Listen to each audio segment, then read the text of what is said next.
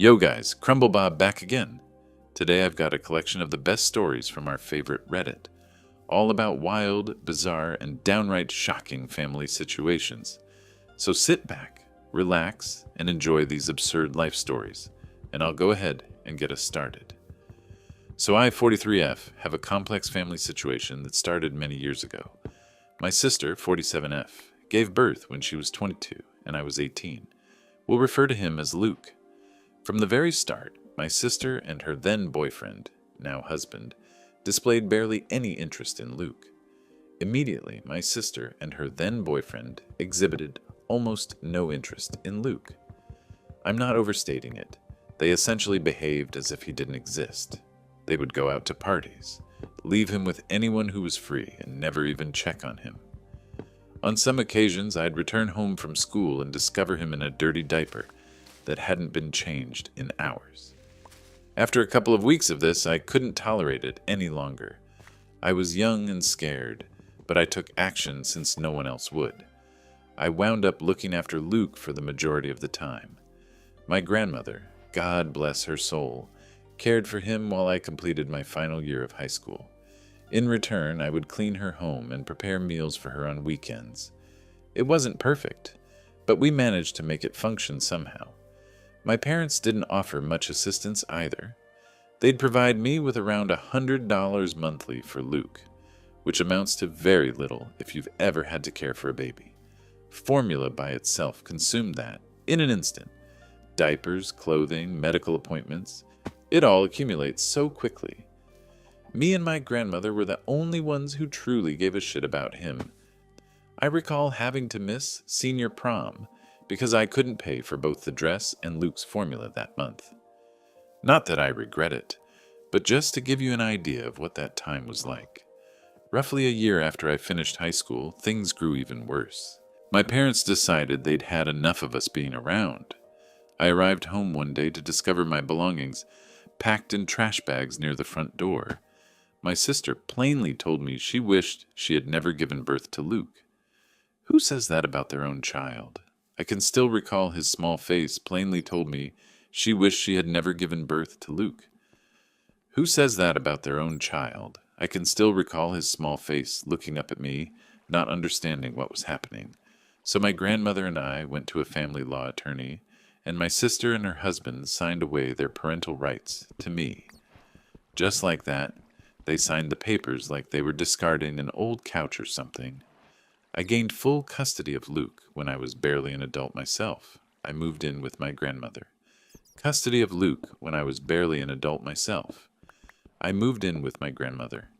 She watched Luke while I attended community college and worked part-time at this terrible retail job that barely paid minimum wage.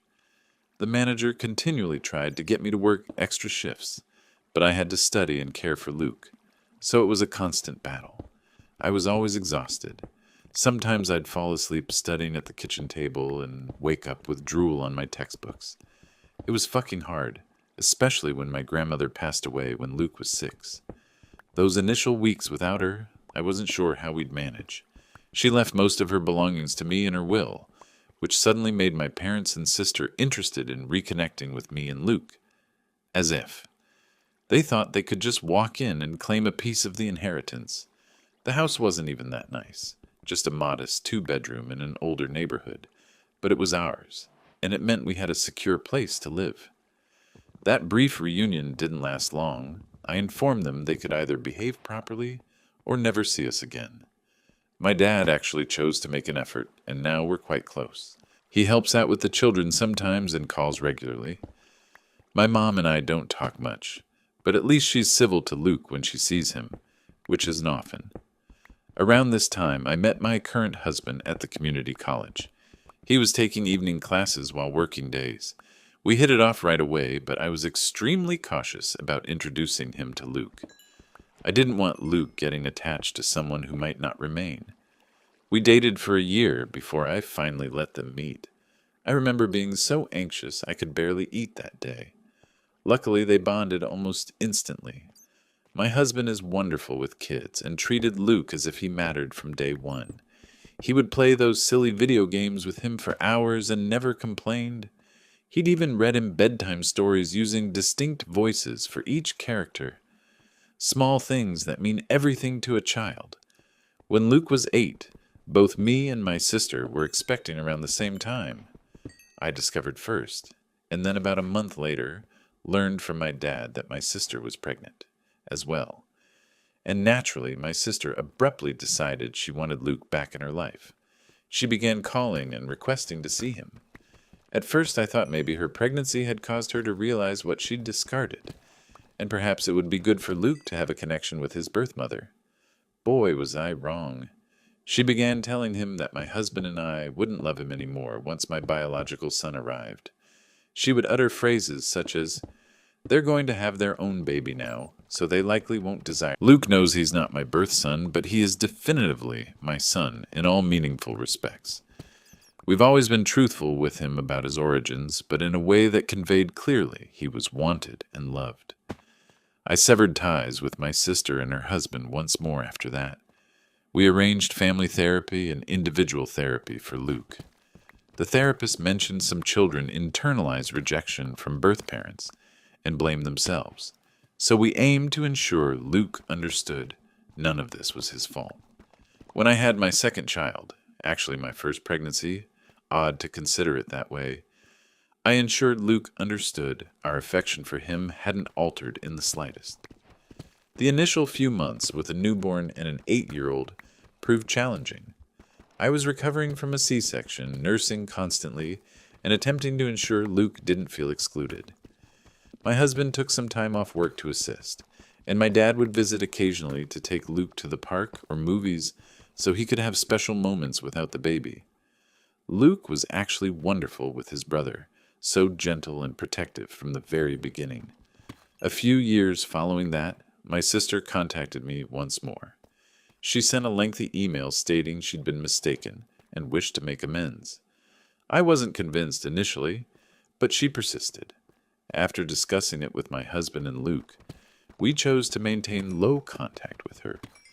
To be clear, low contact entails seeing them at certain family events, and occasionally allowing my niece, my sister's daughter, to spend time with my children.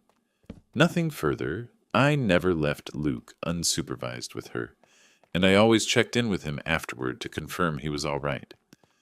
Throughout the years, my husband and I have done in with him afterward to ensure his well-being. Throughout the years, my husband and I have fared quite well for ourselves. He completed his degree and secured a good job in his field, and I eventually obtained my nursing license. We purchased a larger home in a pleasant neighborhood with quality schools. We live comfortably, whereas my sister and her husband sometimes face financial difficulties. They're constantly between jobs or encountering some crisis or other. Her husband will work for a few months, then resign because he dislikes the atmosphere or some nonsense. They've relocated approximately 4 times in the past 10 years because they continually face eviction. My children participate in extracurricular activities. Luke played baseball for years and now attends debate club, and my younger son is very interested in football and computer programming. They receive pleasant gifts at Christmas and on their birthdays, and we take one significant family trip each summer. Last year, we visited the beach for 2 weeks and leased this house directly on the water. My sister and her husband cannot afford much of that. Their daughter, my niece, doesn't get to participate in many activities or go on trips. I truly feel bad for her. It's not her fault her parents behave as they do. When my niece was approximately 9, my sister began making remarks about how I needed to pay for various things for her. It's not her fault her parents behave as they do. When my niece was approximately 9, my sister began making remarks about how I needed to pay for various things for her. Initially, it was small items, such as school supplies or new shoes. Then it escalated to her wanting me to cover dance classes, summer camp, a new phone. I informed her that wasn't my responsibility. I provided my niece with thoughtful gifts for her birthday and Christmas, and occasionally took her shopping or to the movies, but not to the extent I treat my own children. Why would I? I recall one instance when my sister called, requesting me to cover my niece's school pictures because she had forgotten it was picture day and lacked the funds. I sent her $30 for the basic package, only to discover later that she used it to purchase cigarettes instead. My niece didn't even receive her pictures. Following that, I began purchasing items directly for my niece, rather than giving money to my sister. For a few years, things were relatively peaceful. We would see them at family events, exchange polite greetings, and then part ways. My niece would visit occasionally and spend time with my sons. They would play video games or watch movies, and it appeared satisfactory. No significant drama, just the occasional tension when my sister would make sarcastic remarks about our house, car, or anything else. So now my younger son is turning 17, and my husband and I were discussing getting him an inexpensive starter car. We did the same for Luke when he turned 17. Nothing fancy, just a used Honda with decent mileage and good safety ratings. Luke had to contribute some of his own money from his part-time job, and he's responsible for gas and helping with insurance. It's been a good lesson and responsibility for him. My niece is also turning 17 around the same time, and my sister apparently told her she was getting a car too. The problem is my sister can't afford to buy her a car, so she asked me to do it. She just called me up out of the blue and said, "So Emily's birthday is coming up, and she's expecting a car like her cousin's got. I was thinking you could handle that since you guys have so much money." I was honestly stunned. I told her I wasn't going to buy her daughter a car. I didn't promise one, and it's not my responsibility. My sister got mad and started going on about how I think I'm better than her, how I've always been the favorite, and how unfair it is that her daughter has to suffer because they're not as fancy as us. I told her maybe if she or her husband held down a job for more than 6 months at a time, they could afford things for their daughter. That was probably a low blow, but I was pissed. My sister got mad and didn't talk to me for a while, which was actually kind of nice, to be honest. I thought maybe she'd dropped the whole car thing and was figuring out an alternative for my niece. Maybe a payment plan or helping her get a job to save up. You know what normal parents do. But no, that would be too sensible for my sister. Then came my son's 17th birthday, and we surprised him with a car. He was so excited, jumping up and down and hugging everyone. It was a nice moment. A couple days later, my niece called me screaming and crying, asking why I hate her and why I can't treat her the same as her brother, meaning Luke. She said she'd been telling all her friends she was getting a car for her birthday, and now she'd appear a liar, and it was all my fault. I tried to remain calm. I explained that things are different. Luke is my son, she is my niece. I'm her aunt, and nothing more. As an aunt, my role is birthday presents, Christmas presents, and showing up when it matters. That's it. Then I told her that her brother, meaning Luke, will always be more important to me than she'll ever be. As soon as the words left my mouth, I knew they sounded harsh. But it's the truth. Luke is my son. I've raised him since he was a baby. I've been there for every fever, every nightmare, every heartbreak, every triumph. Of course he means more to me than my niece, whom I see a few times a year. That's just how it is. She started yelling at me again, saying I'm being unfair, and hung up. Then my sister called to berate me about how I need to do more. She said I was playing favorites and it wasn't fair to Emily. I told her if she hadn't promised a car to her daughter or my money to my niece, none of this would have happened. I said maybe she should try being a parent instead of expecting everyone else to provide for her child. It's been a couple days and I'm getting calls and texts from some family members and some of my sister's friends calling me a bitch and other nice things. My aunt called and said I should be ashamed of myself for not helping family in need. I wanted to ask where the fuck she was when I was 18 taking care of a baby that wasn't mine, but I just hung up instead. I do feel bad because my kids did grow up with more and maybe I could have helped more. But a car? That's a huge expense, and my niece hasn't done anything to earn it. My boys both maintain good grades, do chores around the house, and have part-time jobs. They've shown responsibility. My niece barely passes her classes and has never worked a day in her life, as far as I know. So, am I the asshole for what I said to my niece? Update 1. Holy shit, I wasn't expecting this post to blow up like it did. Thanks for all the awards and such, I guess. But more importantly, thanks for all the advice. I really appreciate everything everyone had to say, even the people who think I'm the asshole.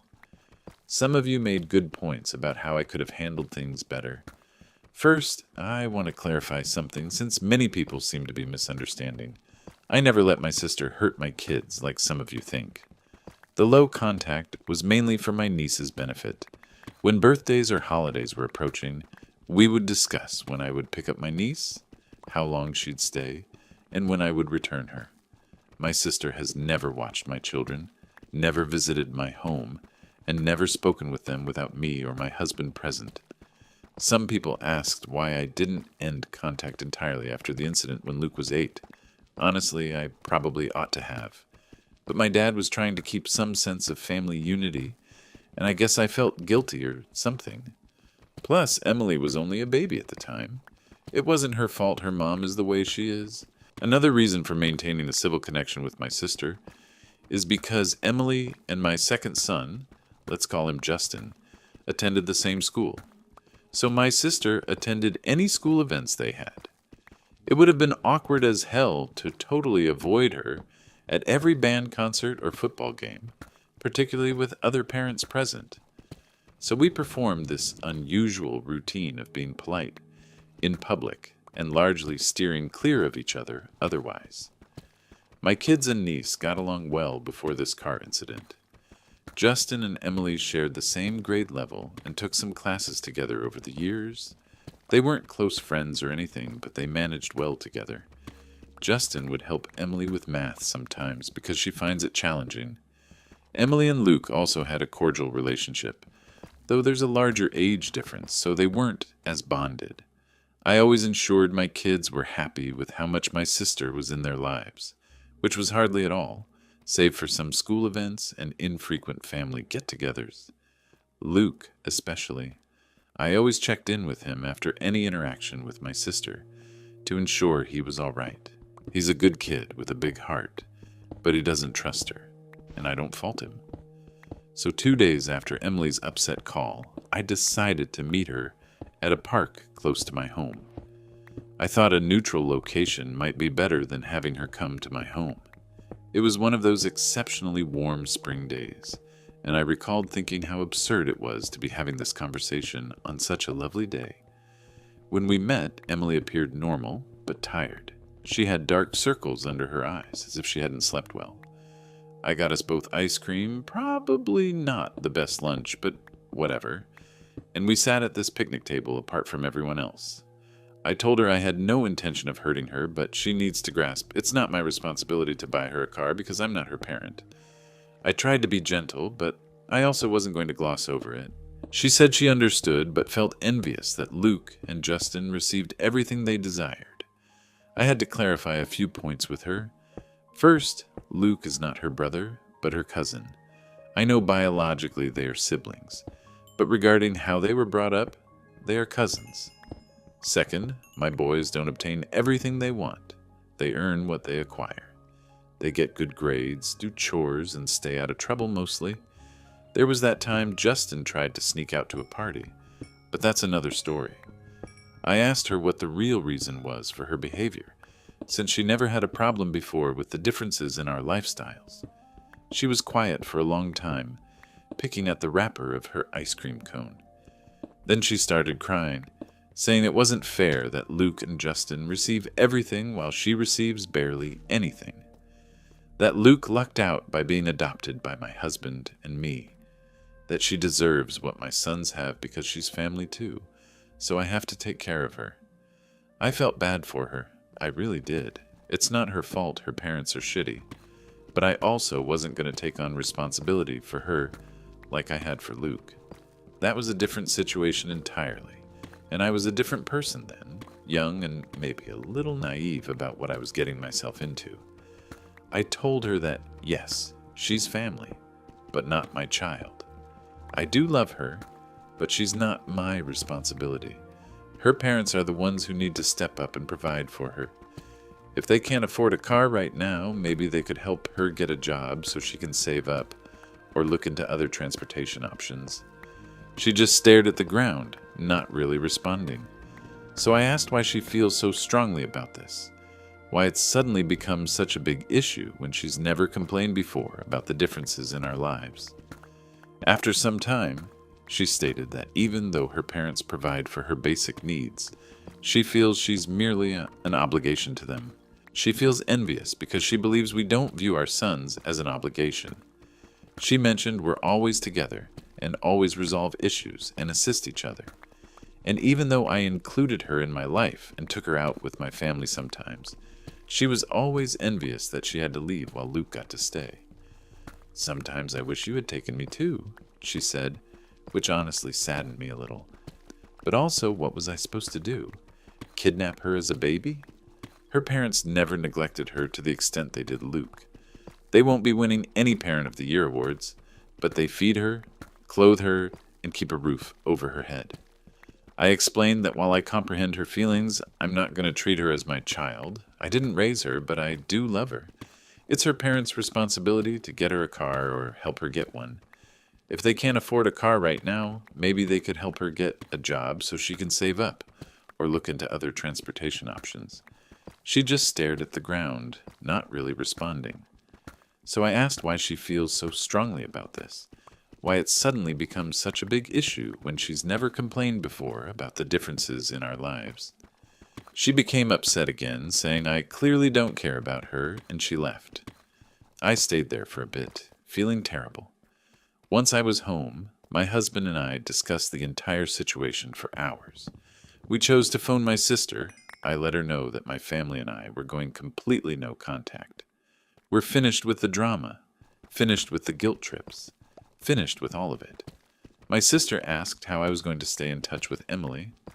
I replied that Emily is nearly an adult and can reach out to me if she wishes. She then inquired if I intended to get Emily a car, and I declined. I informed her it's her responsibility, since she's Emily's mother and must behave as such. Emily needs her to be a mom. Then I hung up and blocked her number. I anticipated that would be the conclusion, at least for some time. However, the following day, my mom phoned, suggesting I should at least provide Emily some funds for a car, if I wouldn't purchase one for her. I refused and quickly disconnected to prevent an argument. Afterwards, I phoned my dad and clarified everything, and he concurred with me. He mentioned he'd speak to my mom and attempt to make her comprehend. However, I suppose that didn't proceed smoothly. Later in the week, my dad inquired if he could visit. When he arrived, he was truly distressed. Evidently, my mom provided a significant sum of money from their retirement savings to my sister. This sparked a massive argument between my parents, and my dad ultimately packed a bag and stayed at a motel for a short while. I felt awful. Here I am in my 40s, and I'm still creating issues between my parents. My dad maintained it wasn't my fault, that my mom made her own decision, but I still felt accountable somehow. I suggested he could stay with us, but he mentioned needing some room to think. Therefore, I'm currently no contact with my sister and mom, and limited contact with my niece at present. My husband believes we should simply sever ties with everyone apart from my dad, but I'm not prepared to entirely dismiss my niece just yet. She's youthful and still navigating things, and it's not her fault she was brought into this chaotic family situation. My gratitude again for all the counsel everyone offered. It's assisted me in feeling less bewildered by this entire circumstance. Update 2. A great deal has occurred since my previous update, and not much of it positive. Roughly a week following my prior post, I chose to speak with Emily once more. I felt remorseful about how things concluded at the park, and I considered perhaps we could discover some common ground. I messaged her inquiring if she wished to get together, and she consented, which caught me off guard. We gathered at my residence this time while everyone else was absent, as I desired us to converse privately. It was a wet day, and I recall believing the weather mirrored the atmosphere, entirely gray and somber. Upon her arrival, she refrained from looking at me, She continued gazing at the floor or her phone. I inquired if I might offer her a hug, and she assented. The moment I embraced her, she began weeping and apologized for her behavior. I informed her there was no need to apologize, that I comprehended she was disheartened and wounded. We settled in the living room with cups of hot chocolate, and I questioned her further about how her parents behave towards her. She mentioned her dad treats her kindly and attempts to spend time with her, but he's occupied working 2 jobs. He drives for Uber during the evenings following his day job, so he's rarely ever home. My sister's home more often, but typically keeps to herself and dislikes being bothered. Emily stated sometimes she'll go an entire day without truly speaking to either of them, even when they're all at home. I inquired if Emily feels overlooked, and she responded no. But they don't get much family time because her parents frequently argue, particularly concerning finances.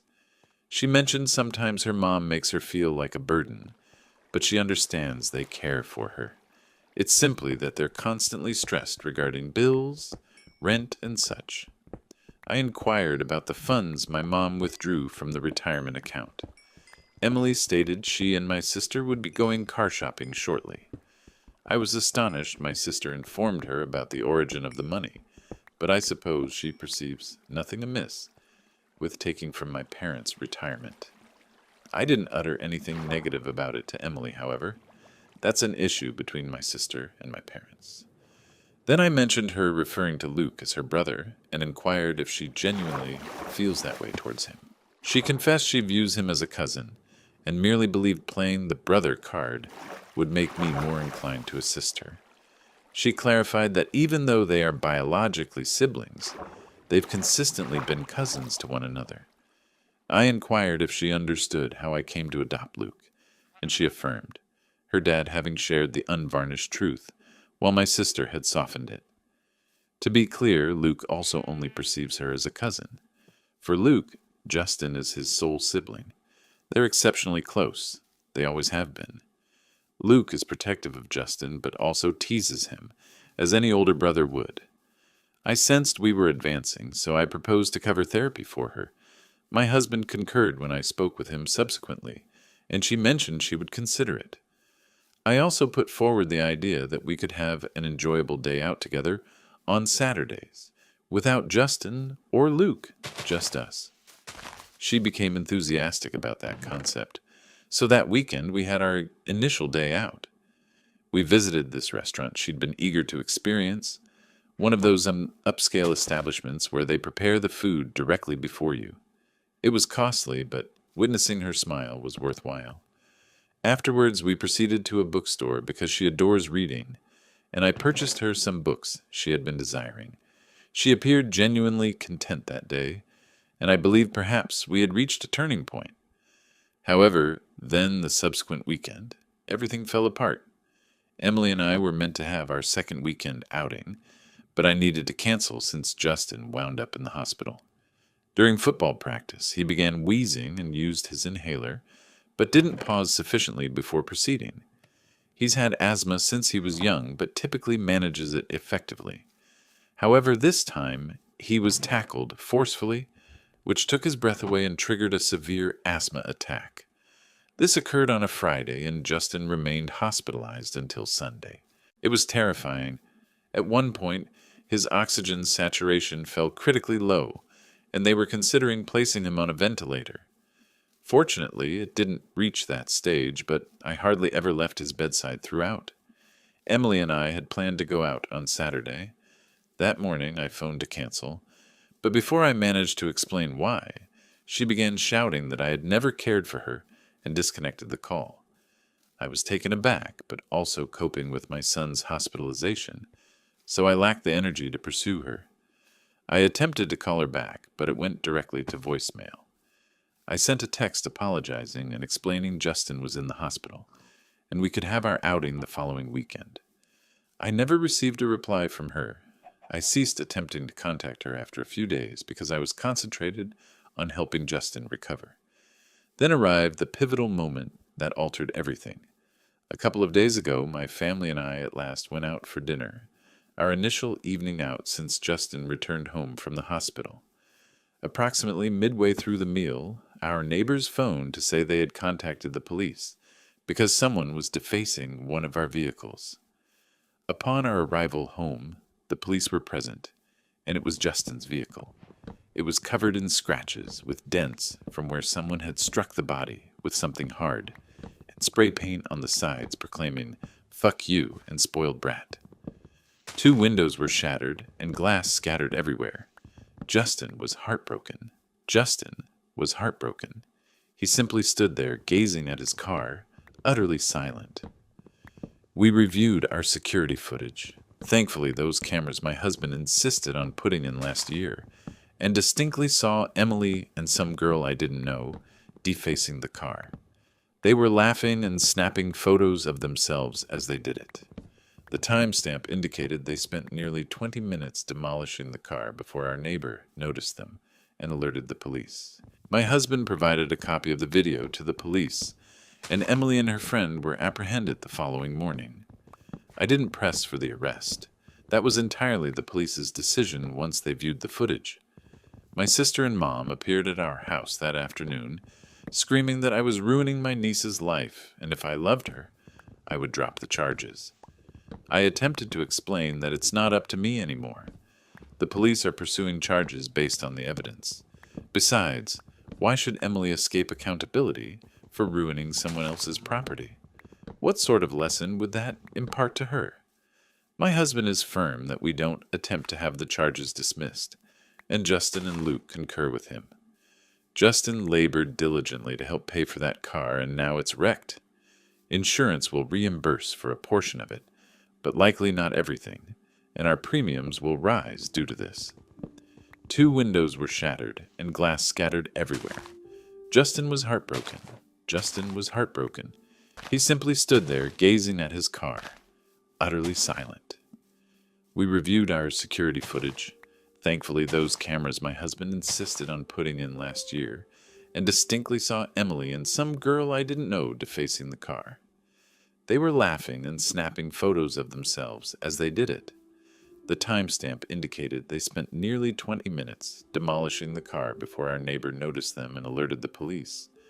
My husband provided a copy of the video to the police, and Emily and her friend were apprehended the following morning. I didn't press for the arrest.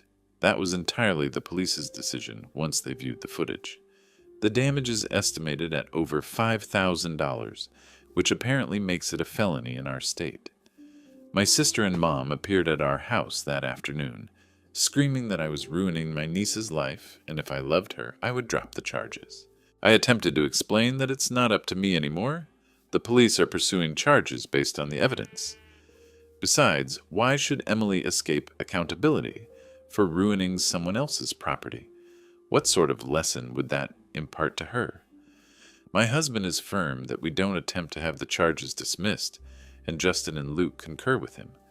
Justin labored diligently to help pay for that car, and now it's wrecked. Insurance will reimburse for a portion of it, but likely not everything, and our premiums will rise due to this. Not to mention the emotional impact, Justin no longer feels secure, realizing his cousin would commit such an act. I conversed with Luke regarding his sentiments on all of this. He's remained silent throughout much of the drama, but I wish to check in with him given that Emily is technically his sentiments on all of this. He's remained silent throughout much of the drama, but I wish to check in with him given that Emily is technically his half-sister. He stated he's finished with everything and believes it's preferable to sever contact with everyone, including Emily, as she's exactly like her mother. He mentioned he's been aware for years that something is amiss with my sister, and he observes the identical patterns in Emily presently. Therefore, we're discontinuing contact with everyone apart from my dad. He's been supportive throughout all of this, and concurs that Emily must confront repercussions for her deeds. My mom is still defending my sister and Emily, asserting we incited this by not assisting with the car initially. It feels like being back at the starting point with my family, and I'm weary. I'm not sure what will happen with the charges against Emily. She's 17, so she'll probably face charges as a minor, but it's still serious.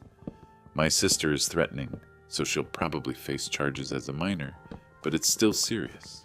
My sister's threatening to sue us for defamation or some bullshit, even though there's actual video evidence of what happened.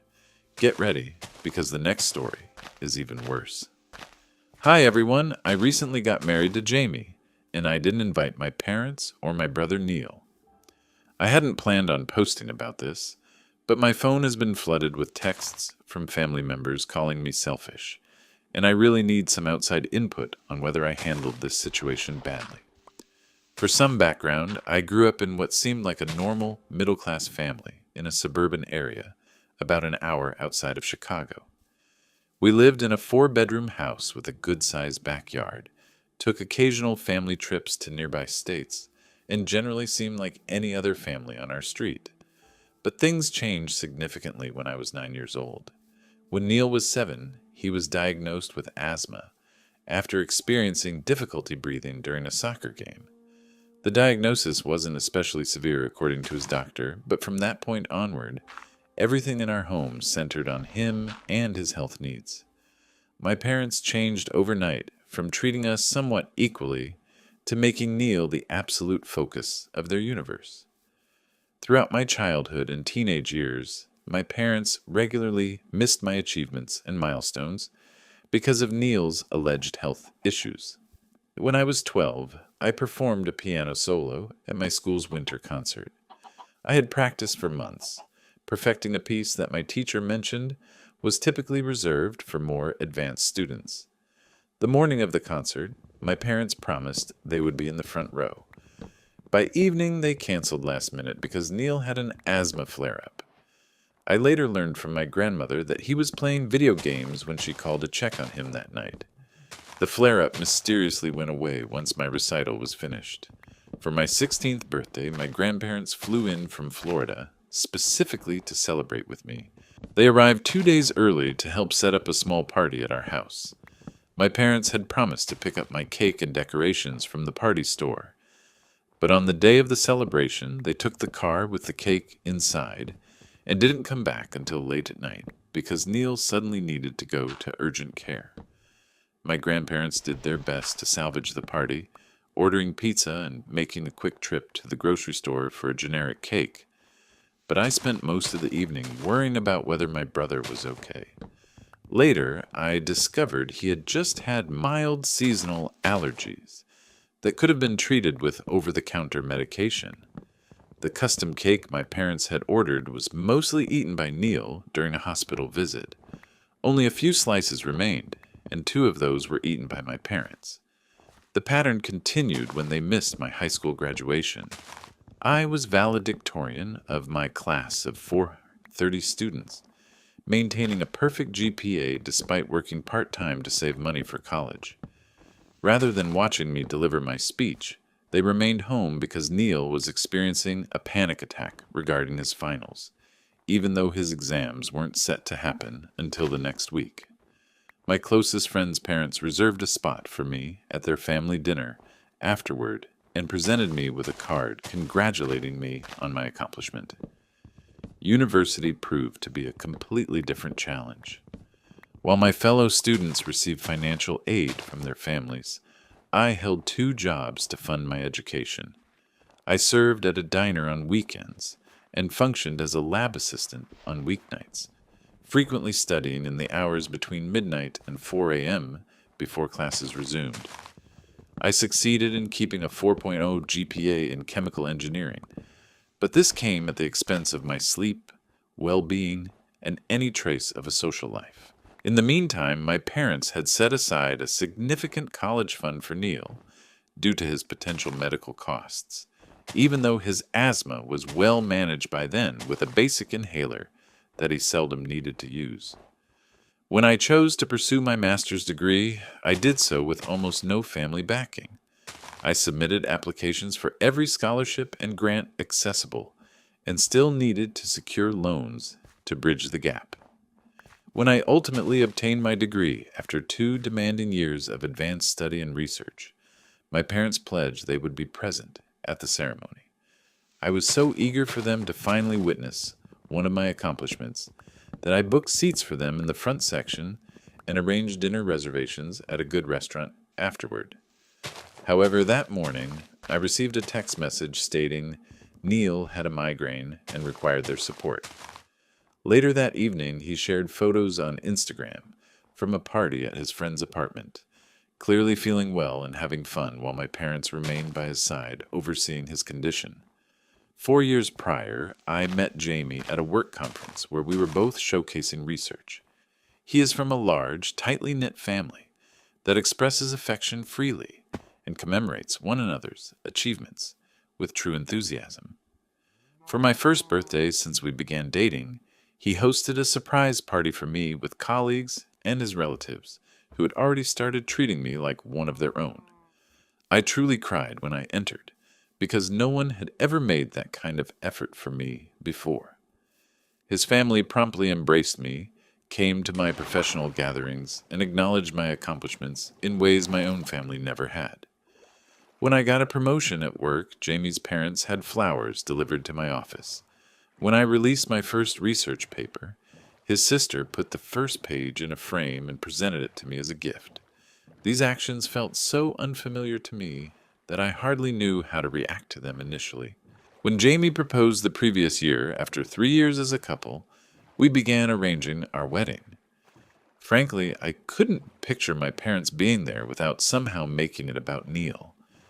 I imagined him having an episode during our vows, or my mom hurrying out during our first dance because Neil texted that he required something.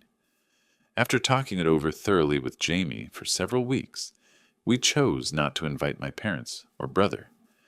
I did not make this choice casually. I spent many evenings lying awake questioning if I was being petty or vengeful, but ultimately I couldn't endure the thought of looking out from the altar to see empty seats where my parents should be, or worse, watching them depart during the ceremony, because Neil suddenly required attention. Jamie backed my choice, but made it evident he'd support me just as much if I reconsidered. We opted for a rather small wedding with around 80 guests, primarily Jamie's family and friends from both our professional and personal circles. I invited my grandparents, aunts, uncles, and cousins, but distinctly requested they not bring it up to my parents or Neil. Most comprehended, having observed the dynamic throughout the years. The wedding was lovely and stress-free, precisely what I'd wished for. Jamie's family came through in every aspect. His dad provided assistance. His mom helped me get ready that morning, and his sisters served as my bridesmaids. My grandparents danced with me and conveyed how proud they were. For once, I had a momentous day that wasn't eclipsed by someone else's needs. My parents discovered the wedding through social media when my cousin shared some pictures from the reception. Within hours, my phone was deluged with angry text messages and voicemails. My mother labeled me ungrateful and stated, "You've always resented your brother for things he can't control." My father charged me with purposefully humiliating and stated, "You've always resented your brother for things he can't control." My father charged me with purposefully humiliating them in front of extended family. They've been informing everyone who will listen that I've consistently been an attention-seeking drama queen and that I'm penalizing them for being good parents to a sick child. I didn't intend to hurt my parents, but I also didn't want my wedding day spoiled by the same dynamic that's impacted every other significant event in my life.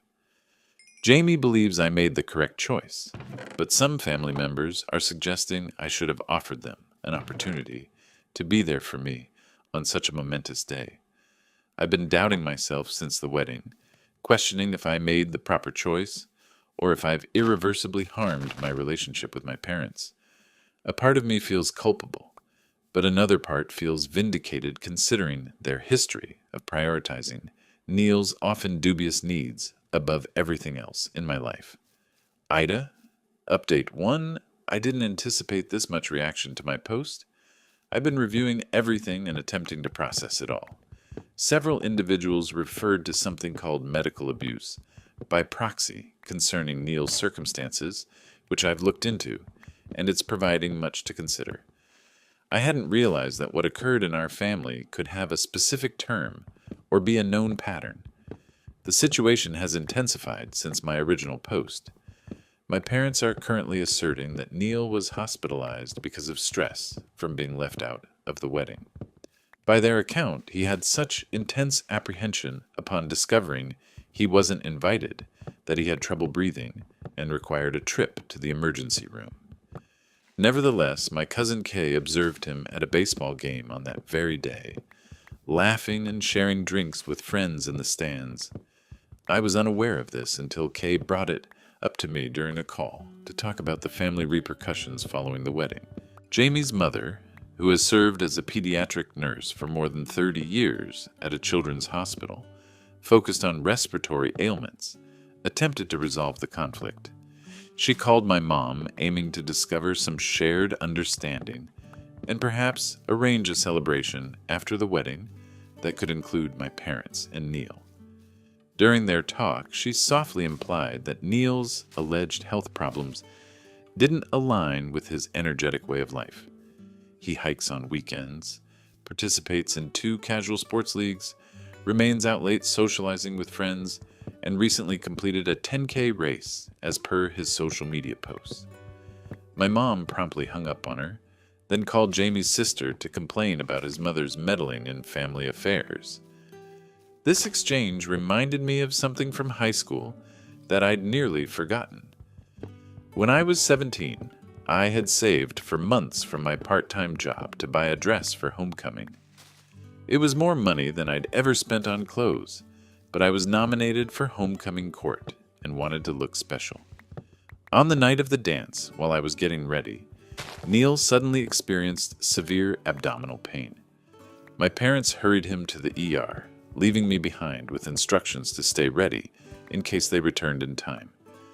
I waited in my dress for hours, checking my phone repeatedly. My date eventually gave up and went to the dance without me.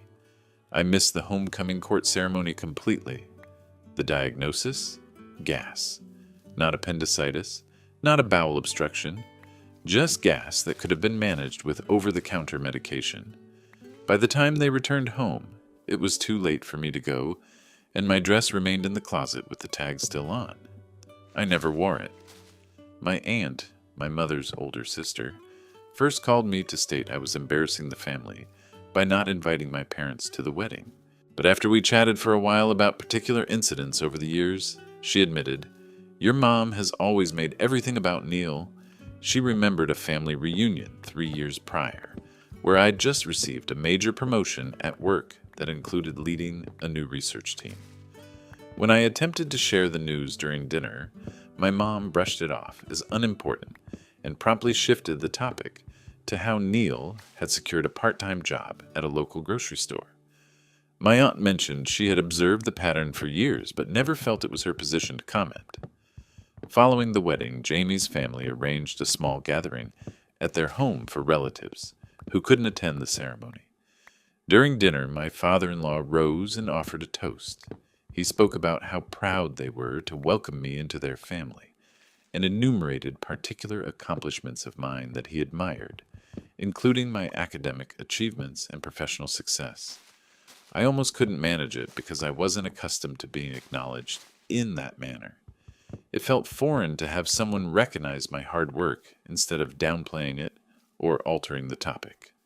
I'm still absorbing all of this and attempting to determine what kind of relationship, if any, I wish to have with my parents going forward. Jamie has been immensely supportive, reminding me that putting our happiness first on our wedding day wasn't self-centered, particularly considering the history of my parents' conduct. His family has continued to support me, even as some of my own relatives have insisted I ought to apologize for omitting my immediate family from the wedding. For the present, I've silenced my parents' messages and I'm taking some time to reflect on everything. The past few weeks have been emotionally draining, and I need room to sort through my feelings without the unrelenting stream of accusations and guilt-inducing comments. Update 2. Roughly a month has passed since my last update, and a fair amount has occurred. I had coffee with my cousin Kay yesterday. She's been one of the few family members who has steadily supported my decision about the wedding, and during our conversation, she uncovered something I was unaware of. Years ago, Neil had admitted to her that he often feigned or overstated his symptoms for attention. Kay shared that when they were teenagers at a family gathering, Neil got drunk and confessed that he intentionally created issues on days when I had significant events, because he was envious of any attention I might get. He informed her that our parents were so ready to believe anything was amiss with him that it turned into almost a game to see how much he could get away with. Kay mentioned she hadn't shared this with me previously because she wished to avoid interfering between siblings, but after seeing how the wedding circumstances developed, she believed I ought to know. What was even more astonishing was what Kay then showed me. She had text messages from my mother, dating from the week prior to our wedding. Within these messages, my mom was intending to generate some form of diversion at the wedding. This occurred before they even realized they weren't invited. She stated her concern that Neil would need additional support on a day when I would be receiving attention. She spoke of potentially having him feel unwell during the ceremony so they could remind everyone of what truly matters. Reading those messages felt like a blow to the gut. They validated every suspicion I had but had always resisted believing. Upon seeing these texts, Kay showed them to some family members who had questioned my decision. Several of them have since offered apologies to me, including my uncle who confessed he'd observed the unequal treatment over the years, but never believed it was his position to step in. Kay and I spent hours discussing other occurrences from our childhood that now appear clearer given this new context. There was the time Neil unaccountably sprained his ankle at a family picnic on the very day I was slated to perform a choir solo at a community event. Or when I was awarded a scholarship to participate in a prestigious summer science program at a university 3 hours away, but was unable to attend because Neil experienced a sudden flare-up that demanded my parents' continuous focus throughout the summer. When I proposed they could take me there, and I would take the bus home at the end of the program, they maintained that was careless and that family must remain united amidst health emergencies. I've attempted to contact Neil directly, but he is not replying to my texts. Kay thinks he could be feeling remorseful and protective after she challenged him regarding the messages. She informed him she was let down, that he would take part in something that would spoil my wedding day, and he seemingly grew angry and charged her with siding with me against family. Jamie remains my anchor through all of this, assuring me that none of this is my fault, and that I merited a wedding day centered on our love and dedication, not on handling my brother's fabricated crises. His mother proposed I might gain from therapy to process everything that's occurred, and I'm thinking about it. After years of questioning my own perceptions and pondering if I was the issue, it's immense to receive confirmation that I wasn't envisioning things. My father left me a voicemail yesterday blaming me for fracturing the family and worsening Neil's health with my self-centered conduct. He stated that a true daughter would apologize and make amends instantly. I haven't replied. Kay mentioned that she's needed to separate herself from some harmful family members to safeguard her mental well-being, and that occasionally that's the soundest decision, even if it's difficult in the short run. For the present, I'm concentrating on adapting to married life with Jamie and discovering happiness in constructing our life together. It's peculiar to grasp that what I believed were normal family dynamics while growing up was actually a type of neglect and manipulation. I'm striving to learn how to embrace appreciation and recognition without feeling guilty or expecting it to be diminished. Update 3. 2 months have passed since my last update, and there have been some important developments I wish to share. Most surprisingly, I got a lengthy email from Neil yesterday. I didn't expect to hear from him personally, particularly after he disregarded my earlier efforts to connect. His message entirely took me by surprise. In his email, Neil apologized for years of manipulation and actually supported my choice not to invite our parents to the wedding. He confessed that he had been part of a harmful family dynamic, that constantly diminished my accomplishments and prioritized his presumed medical needs over all else.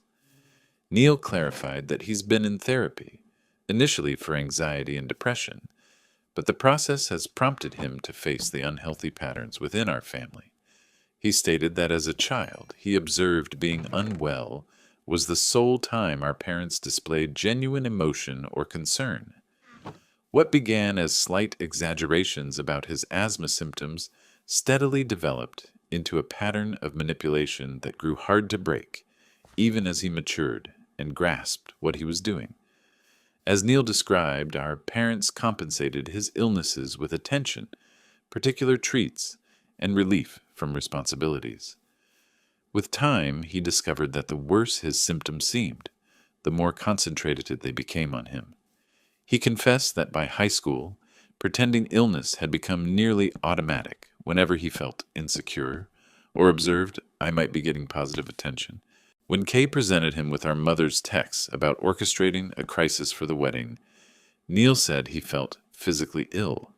He wrote that it was one thing to grasp his own involvement in the dysfunction as a child and teenager, but seeing our mother actively conspiring to disrupt my wedding day made him understand how deeply rooted the problem was. He conceded that our parents established an environment where my milestones were never valued, and expressed hope that we could forge a genuine sibling relationship without our parents' dysfunction coming between us. He recalled particular incidents he regretted, including the homecoming dance night and the science competition where he feigned illness, aware of how important those events were to me. What impressed me most was his understanding that our parents' actions hurt both of us in different ways. Him by making him dependent on seeming sick for attention, and me by consistently neglecting my achievements. He wrote that he's been working with his therapist to form healthier relationships and cultivate a sense of self-worth that isn't linked to illness or crisis. Regrettably, when our parents discovered Neil had apologized to me, he'd seemingly left his email account open on a shared computer while visiting home. They warned they'd cut off his financial support if he took my side. Even though he graduated from college 3 years back with a business degree, Neil remains financially reliant on them. He resides in an apartment they fund and drives a car they purchased, working just part-time at a friend's startup that's not yet profitable. Despite their warnings, Neil appears determined to resist their manipulation this time. He mentioned he's searching for a full-time position and intends to relocate to a more affordable apartment he can pay for himself. He inquired if we could get coffee sometime to discuss everything further, which I'm thinking about.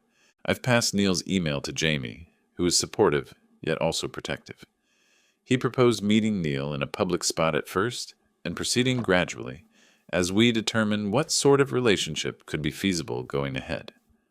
On another note, Jamie and I are relocating to Boston next month for his role at a research institution there, which seems like ideal timing for a new beginning apart from all this family discord. I've taken a position at a biotech company that aligns perfectly with my research background. Neil has shown interest in visiting us once we're established. I've refused my parents' latest efforts to reach me, which have switched between furious accusations and weepy requests for a truce, always focused on their own emotions and Neil's alleged declining health, never recognizing their part in causing this predicament or the impact their conduct has had on me through the years. My thanks go out to everyone who posted comments and recounted comparable experiences. It's been revealing to understand this wasn't typical family conduct, and that I was right to shield my wedding day from it. I'm still sorting through everything and striving not to feel guilty for establishing limits, but I'm doing much better than when I initially shared here. Let's dive straight into the next disaster. I apologize, I can't recall the specific name for my condition. Essentially, I have all the right parts, but none of them actually work. My womb cannot produce a lining, meaning I can never conceive. On the plus side, I've never experienced a period, and I'm 32. My boyfriend's mother discovered this. I'm unsure how. Perhaps she overheard a family member discussing it. My own family is aware, as are several of his relatives whom I've informed. Once she learned of it and challenged me, she then prohibited her son from marrying me, stating I couldn't give him children. It goes without saying that my boyfriend and I have talked about it, and while somewhat disappointed, we're content with my inability to conceive. She's now instructing all her family members not to come to our upcoming wedding, as she doesn't want her son marrying someone defective who can't provide him with what she believes he wants or needs. If she could eventually reconsider and alter her view on this, that would be wonderful. However, as things stand, I don't wish her at the wedding, fearing she might do or say something to spoil the occasion. And he mentions that although he loves his mother, he's conflicted about inviting her. We might simply have a swift civil ceremony, inviting just a few friends and relatives, and inform her afterward. Yet she won't even visit when we ask her for dinner. I'm uncertain what steps to take. I'm growing weary of her labeling me defective to everyone. His father is fine with it, and his aunts and uncles are mostly understanding. We have discussed adoption for the future, but she's also against that, arguing it wouldn't be his blood, and therefore not truly her grandchild. Just venting here. Thanks for reading. Update 1. I've received 2 text messages today before tonight's confrontation. One good, one bad. The good one was from my future father-in-law, who said he's dismayed by his wife's actions, that he loves me like the daughter he never had, and he thinks his son is lucky to have found me. The second was from his aunt, who essentially echoed the sentiment, but added that her sister, my future mother-in-law, spoke to her about the whole situation, asked her not to attend the wedding, and then made some comment about, why do I even have breasts? It's not like I'm going to use them for anything. I am so anxious for tonight. My boyfriend has asked me not to come because he thinks my presence would worsen things. So after work, I'm going to stay home, order a pizza, and curl up on the couch to watch TV while petting the cat. That last part isn't a euphemism. I find great comfort in playing with and petting my cat. Update 2. If you read my earlier post on this subject, I can't have children. My soon-to-be mother-in-law didn't like that and tried her best to undermine our upcoming wedding, urging people not to come and labeling me defective. My future, no longer, husband and his father planned to meet with her Tuesday evening and attempt to reason with her. Indeed, she prevailed. I'm unsure what transpired or what was communicated, but my boyfriend returned home, and we had a major argument. In spite of our prior discussions, he now declared he wanted children, and if I couldn't supply them, the wedding was canceled. I essentially stated that sounded like his mother, not him. He retorted with, I can speak for myself, and it intensified into a lot of yelling between us. I swiftly packed a bag and left for my parents' place for the night. The following day, I called in sick from work and simply gazed at the ceiling. We initially met when I was 23 years ago. Our relationship evolved from friendship into something more romantic. We went out through high school, attended college together, and then cohabited after graduation. I've never dated or been with anyone else, nor has he, to my knowledge. We postponed marriage for so long because it wasn't crucial to us as long as our relationship lasted. That changed when my father developed a fatal illness, and he voiced his desire to walk me down the aisle before he grew too unwell to walk. I'll be submitting my 2-month notice at work on Monday to allow them time to find a substitute and for me to instruct them, then relocating back to Germany. I hadn't mentioned that my father's German, my mother American. They first met when she traveled there for work. I was born and initially lived there and still have friends and family there. My friend, whom I previously mentioned, had offered to be a surrogate, has offered for me to stay in her spare room with her and her family until I settle in on my own there. I'm sorry, no happy ending here. The malicious mother-in-law won and removed me from her son's life. Technically, she drove me out of the country. I know I could relocate elsewhere in town or even in the state, but I don't want to be alone here. There's too many memories, and I have a robust support system overseas, so that's where I'm headed. I have been teased so many times for various things over the years, from my height to my accent when I initially moved here. That's gone now. I sound like any other Midwestern girl in other matters, but this one truly stings. I was able to manage the others by telling myself that's just who I am. If they dislike it, that's their issue. And I'm sure in a few years, I'll feel the same about this circumstance too. But it's still too soon. Thanks for reading and your kind words of support. I'm sorry if this appears incoherent. I'm just venting and crying, so it's hard to maintain a clear train of thought. Update 3. Firstly, thank you all for your support and thoughtful comments. 2 unusual things occurred today. One I'm profoundly embarrassed about, and the other I simply found strange. Firstly, during my lunch break, I needed to rush to the grocery store to get a few items for my mom for dinner this evening. At the grocery store, who should I happen to encounter but the woman who once could have been my mother-in-law? I'm not sure what to call her, so she will be Barbie. As I walked down an aisle, who should emerge at the other end but Barbie? Our eyes met briefly, then she instantly turned and hurried away. I suppose she had nothing to say. Secondly, my dad joined me at the house to assist me in packing my belongings. He had already agreed to serve as my representative when the house is sold, to ensure I receive my rightful portion. While there, he stood in the corner and simply glared at my ex the entire time. Then my ex had this brilliant idea to ask for one last time, right in front of my father. I suppose I somewhat lost it.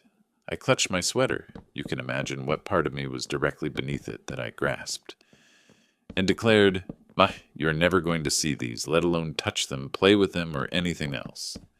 He turned crimson and exited the house, and my dad's expression shifted from a glare that said, "You hurt my daughter. You're lucky to be alive," to simply erupting in laughter once the door shut behind my ex. He then remarked, "I can't believe you just did that." And I responded, "Neither can I." We then headed home for dinner with my mom, and midway through the meal, my mom inquired, "What does Vanessa's husband, the girl I'm moving in with in Germany, do again?" And I simply broke down. It was a perfectly innocent question, but I just released everything in loud, braying sobs. After some time, my dad approached and carried me up to bed, just as he did when I was 5, where I am now typing this on my laptop. I told him to inform Mom she hadn't done anything wrong. I just needed to let it all out. And unluckily for her, that was the precise moment. A co-worker has already offered to take my cat, and my dad will keep things like my tennis trophies, yearbooks, and pictures upstairs at his place. He mentioned that even if I might not want those photos now, perhaps in about 5 years, I will. So he'll hold on to them until I'm prepared to retrieve them. Thanks again for all your kind words and support. I will provide updates when necessary, and respond to any other questions if I'm able. Update 4. Well, I handed in my notice at work today, encountered a bit more strangeness, and am now in bed with my laptop. First, during lunch today, a dozen roses arrived with a note that simply stated, "I'm sorry." Nothing more, nothing less, but I recognized the handwriting. I asked my coworker if she'd like them to give to her young daughter at home, and when she declined, saying, "I know why you received them, and I don't feel right accepting them." So into the trash they went along with the note. I intended to wait until Monday to give notice, but the rumor mill had been operating non-stop for the past few days, so I went and informed my boss that I'm departing, though I'll remain to assist in training a replacement. My final day is, ironically, Valentine's Day. What the hell? I've got nothing else to do that day. After that, I'll spend 2 weeks here saying goodbye to people, visiting some favorite places in town. Then, on February 29th, my parents will drive me to Chicago, about 4 hours away, and I'll leave for Munich on March 1st. My friend Vanessa lives in Munich, so I'll stay at her place for a few days, while I try to figure out what to do and where to go.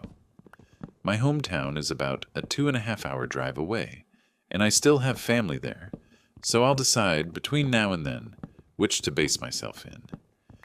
It's a small town, maybe about 40,000. I'm not sure the exact number. But it does have a castle and a large tin soldier museum. So I don't know if I'll stay in Munich, more opportunities, go up there and try to find something, or go somewhere else in Germany, like Hamburg or Berlin. I also went to the realtor selling the house and had to sign many papers, giving my father authority to make all decisions regarding the sale. The lady said no problem, she has a lot of experience with divorcing couples, and all I thought was that I was never even married. I came home, and we had dinner. Then my mother and I sat down, and she braided my hair. It has always been our tradition to do this for mommy-daughter time. We did it for the bigots, not only for peeing talk. When I was first diagnosed with my condition before the state tennis tournament, when I went away to college, essentially these were big moments. I believe this qualifies as one of those.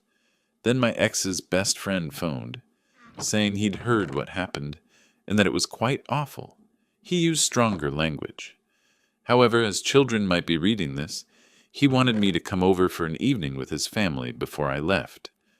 I was closer friends with his wife than him, but I'll still go. Once more, I cannot sufficiently thank this community for their support and kind words. Apologies if I sometimes drift into unrelated subjects, but I just type as I think, and everything is happening more quickly than I anticipated. Last week I thought I might have to start planning for a wedding, and now I'm making plans to leave the country and begin my life anew. My mother also proposed we visit the zoo in Chicago on my last day in America. I went there when we first moved to America. She believes it would provide the ideal bookend to my entire 23-year stay in America. It feels like only yesterday when we moved into a new house and a nice boy and his mother came over, brought us a basket of cookies, and welcomed us to the neighborhood while I was out front keeping my dog away from the movers. Times and people certainly do change. Update 5. Warning. This contains an act of violence and I'm still shaking from it. No, the main one wasn't against me, depending on how you define violence. My ex came over to my parents tonight and said he wanted to talk. I have a good idea what he hoped would happen, but it definitely did not. We had a brief chat in which he said he was sorry, and I told him I was moving back home to Germany soon. He started to tear up, and so did I. I take responsibility for giving him the opening that was about to happen. We're both crying, and we start hugging. As we're hugging, I don't notice one of his hands moving down my back to my ass, until he gets a good handful of ass cheek and squeezes it. As soon as it registered in my brain what he was doing, I stepped back and let loose with my 6'1", 155 pounds, and 25-plus years of developing a good forehand in tennis, and just slapped him in the face. My hand still stings from the force of it. He staggered back, and I just pointed to the door and yelled, "Get out!" though I may have added some naughty words with it. He looked shocked at me and hung his head and just walked out the door. After I heard him get in his car, start it, and drive off, I broke down in tears. My father, who had been waiting and listening outside the room the entire time, he later explained it as listening to see if I needed backup, came in the room to me crying more at this point, and he started to give me a big hug. A couple of minutes later, while he's holding me, I thought that he might reach down and squeeze the other cheek. That thought sent me into hysterical laughter. We stood there embracing each other, with me alternating between laughter and tears. My mother came downstairs and prepared us all something to drink. A few minutes later, my phone rang, and according to caller ID, it was Barbie, my ex's mother, and the person who initiated all of this. Now, I didn't hear her side of the conversation, so anything I attribute to her is what my father relayed to me later. She essentially said she was going to call the police on me for assaulting her son, and my father stated it was justifiable self-defense. My ex attacked me first with the ass squeeze, and that we have cameras to show the entire incident to the police if they were to arrive. We don't, but she doesn't need to know that. She hung up, and I haven't seen a police officer since, so I don't know if she was bluffing or if my dad's threat deterred her. Now, I will admit that I miss the physical aspect of our relationship, and he was my first and only for many things. First date, first kiss, first sex, etc. But none of that outweighs the pain he and his mother inflicted upon me. I would prefer to remain celibate for life, rather than allow him to touch me again. I shouldn't have allowed him to hug me initially, but it was a moment of weakness, and I know not to let him do that again. Again, thank you for reading and for the kind words of support. I thought I wouldn't update again after the last one, and yet something else occurred. Hopefully, unless it's a reply to something written here or a message, you won't hear from me again until I am in Germany and away from this mess. It's late, and I'm going to bed now. Update 6. Throughout this entire ordeal, 2 puzzling things remained unanswered for me. One is why he suddenly changed his mind, and 2, how did Barbie, his mother, find out? It wasn't widely known, nor did I inform her. I had my suspicions about how, and yesterday they were confirmed. I was downtown during my lunch break. I've been training the new girl who's taking my place. She seems genuinely nice and competent. I would have liked to work with her if the circumstances had been different. At lunch, I encountered Steve, his friend and neighbor, whom he's known since he was 3 or 6 years premia. He mentioned he had heard about us. He remarked it was a pity that we had separated, and inquired if it was connected to my infertility. Now, I hadn't informed Steve. He wasn't a close enough friend to confide in, so I asked what he knew regarding my infertility. He then recounted the entire story to me. This is from his perspective, and I'm only conveying what he stated, so it might not be entirely accurate. Steve and Jack, my ex, were busy with Steve's car. I don't know what model. Just that it's from the 60s. I'm not a car enthusiast, never have been. 4 wheels, an engine, and a good stereo system is all I need to know. If you were to ask me what kind, I'd say it's blue and old, nothing more. Now, prior to this, we had a very casual proposal. What do you want on your toast? It looks like it's going to rain today. Should we get married? So they went to Jack's parents' house. He desired an old heirloom ring that had been in his family for centuries, and wished to make a formal proposal. He inquired where it was and why he wanted it, and his mom ran upstairs, crying with delight, to locate it. When she returned downstairs with it, she was crying, and mentioned it would be lovely to have the pitter-patter of tiny feet around the house, and asked if I was currently pregnant. It struck her as peculiar, I suppose, that we were getting married after 16 years of dating/living together, so she speculated he might have gotten me pregnant, explaining the proposal after so many years. He said we already had the pitter-patter of tiny feet with Babette, my cat. She replied, "No, I mean a baby, silly."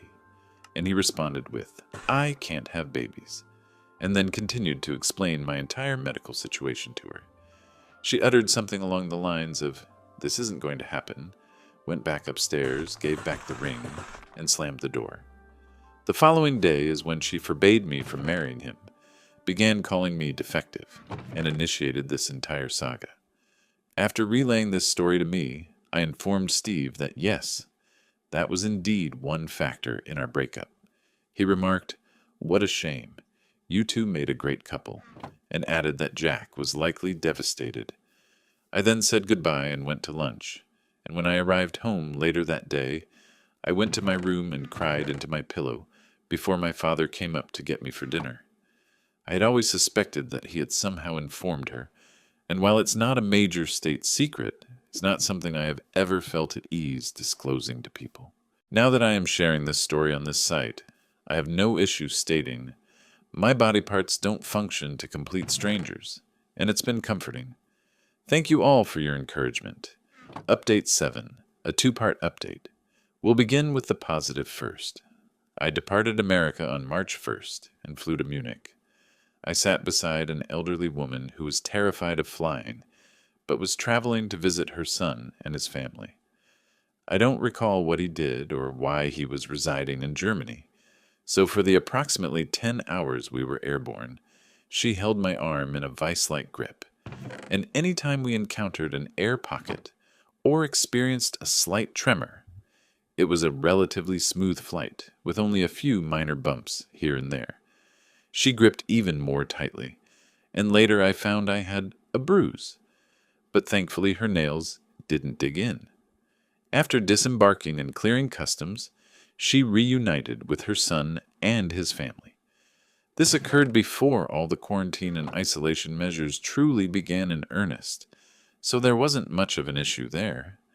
Then all the activity began with the quarantine, and I've spent the majority of my time at my friend's house, tutoring her children in English and generally assisting with household tasks. I had 3 interviews planned before I arrived here, but they were all canceled. My uncle in Kölnbach has offered to drive the 3 hours down and bring me back up there, but I haven't made a decision yet. The difficult part is, apparently Jack, my ex, has been struggling with this. Typically, when my family and I flew back to Germany in the past, we departed from Cedar Rapids, went up to Chicago or Minneapolis, and then continued our flight to Germany. Evidently, according to a friend, he drove to the Cedar Rapids airport, unaware that we had driven to Chicago and that I flew directly from there. When I didn't appear there, he returned home and assumed he had mistaken the time or date. He sent several letters to my house. I had my mother open and read one to me over the phone, but quickly halted her. Although my mother and I have been candid about my sex life, there were details in that letter I didn't wish to hear or have her hear. The letters ceased when he lost his employment for reasons unrelated to quarantine, and he later ended up in jail. No one has been able to tell me precisely what occurred, but the best estimate from what I've been informed is that one night he got into an argument with his mother that escalated physically, and his father had to pull him away from her until the police arrived and took him into custody. So I suppose things became quite serious. Serious enough for a neighbor to call the police. I would never have anticipated this from him towards anyone, let alone his own mother. If only he had fought this fiercely for me all those years ago, circumstances might be different. Therefore, as of this current update, I'm just sitting around with little to occupy myself, but at least I'm not incarcerated. Pardon any mistakes. I lent my laptop to my friend's son, and it hasn't functioned correctly since, even though he insists he did nothing harmful to it. He's a good young man, so I trust him that it was likely just an oversight. I hope everyone is remaining safe and managing as well as possible at this time. Auf Wiedersehen. Mia, update 8.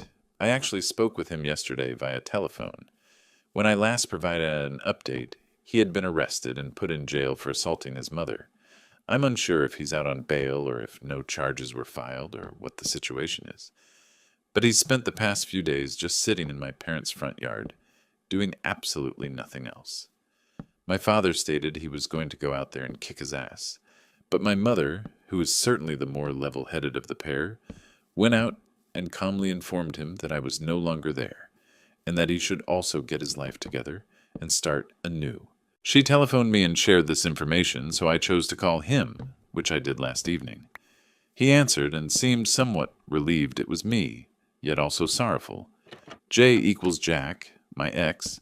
M equals me or Mia, either one works. This is the conversation as best as I recall it. Hello, M. Hello, I gather you're out in my parents' front yard. Well, I'm not there, so kindly leave them be. I was hoping the rumors I heard weren't accurate, that you were still here and we could speak.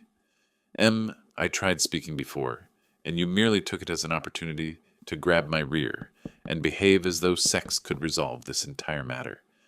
J, I apologize. I've never ended a relationship before, so I'm not certain how to proceed. M, I've never ended a relationship before either, but I believe I've managed it more effectively. I just need to know why. J, I must do what my mother instructs, and she wasn't pleased when she discovered you couldn't have children. M, you're 32. I don't believe you must do what your mother dictates anymore. J, you simply don't grasp it. M, I do grasp it. We had discussed the issue previously and had devised solutions which are apparently not satisfactory to her, so you discarded our relationship. Did it mean so little to you? You didn't need to leave. When are you returning? Not for a few years. Once this entire pandemic situation concludes, I can hopefully secure employment and my own residence. Return, please. I apologize, but you made your decision. Barbie, his mother, or me. I hope the two of you are quite content together. Throughout all of this, he is weeping, and I'm doing my utmost not to. Jay, please return. We can marry and adopt, or whatever. I apologize. We can discover a way to resolve this. M, I informed you there were constantly other options, but you discarded those right along with me. Furthermore, Barbie is going around labeling me defective, and she won't agree to us adopting. How does that situation change? Jay, you are not defective. I apologize, but I cannot dictate what she believes. M, no, but you endorse what she believes.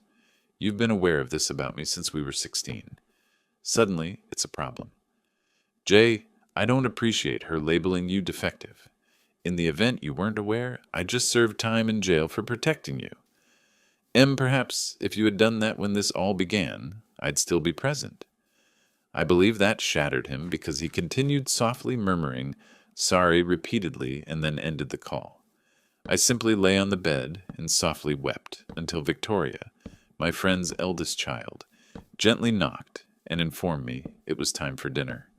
My apologies for the formatting. I'm still attempting to adapt to how Reddit functions. Also, I'm sorry if I appeared as a bitch in this, but when someone discards a relationship that extends back to childhood, I can become somewhat distraught. I hope everyone is remaining safe throughout this entire pandemic situation, and hopefully once it's all concluded, I can proceed with my life here in Germany. Update 9. So I relocated from my friend Vanessa's place this weekend. Germany. Update 9. So I relocated from my friend Vanessa's place this weekend. Her family was exceptionally kind in accommodating me, but when we initially planned this, it was pre-virus, and I believed I would have my own residence, a job, and all that entails.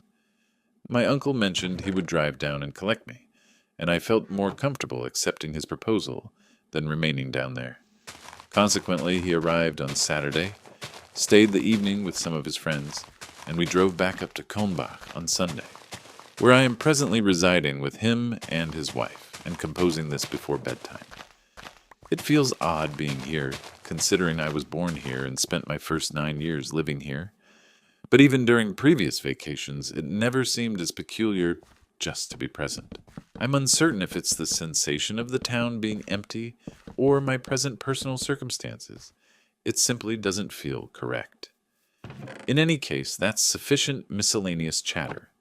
I'm merely attempting to postpone writing the actual portion of this narrative, in case you couldn't perceive it. On Friday evening, Jack, my former partner, telephoned me. I still possess the identical phone and the same account back in Iowa, so when it chimed with his unique ringtone, it took me aback. I answered and inquired, "What do you desire?" which I realized was somewhat impolite, and I offered him an apology for it immediately after he stated, "I merely wanted to check in on you and greet you." Thus we commenced a pleasant discussion when I could discern screeching and a, "Is that her?" followed by him stating, "I'm speaking. Leave me be." When she, Barbie, his mother who initiated all this, interjected and declared, "Leave my son alone. Haven't you caused sufficient harm?" To which I reacted by simply ending the call.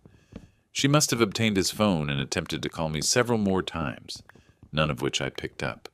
But when I reviewed voicemails later, she was ranting about how I destroyed his life, how he had lost his job, which we already knew was going to occur last year when his company's owner declared his retirement and planned to sell off the assets, though he provided a year's notice and even assisted some employees in finding other work. He had lost his house. We sold our house after our separation. He had been apprehended drinking in public. I suppose he purchased a few bottles, went down by the lake, drank in the park, and was caught by the police for it, a detail I'd heard from another friend previously, and how he had assaulted her, as mentioned earlier. Though I secretly wished he would have really gotten to her before his dad stepped in. She even managed to employ her favorite term, defective, stating that if she had been aware 16 years ago that I was defective, she would have secured a pleasant, normal girl for her son. She also brought up that Jack had recently spoken about suicide, expressing that there was no reason to continue. I tried calling back, but each time she answered the phone and continued her shouting, so I stopped trying and simply wrote him a letter, which I sent to my parents for them to deliver to his home, believing Barbie would just see it was from me and intercept it if I sent it directly. I informed him that I still loved him and wished him to do well in life and move on, but that it was over between us. So here I am 5,000 miles distant, civilization shut down, residing with my aunt and uncle and simply waiting for when I can reassemble my life. Thank you for reading, and apologies for any formatting errors. I believe I'll close my laptop now and go to sleep. Let's move on to the next story.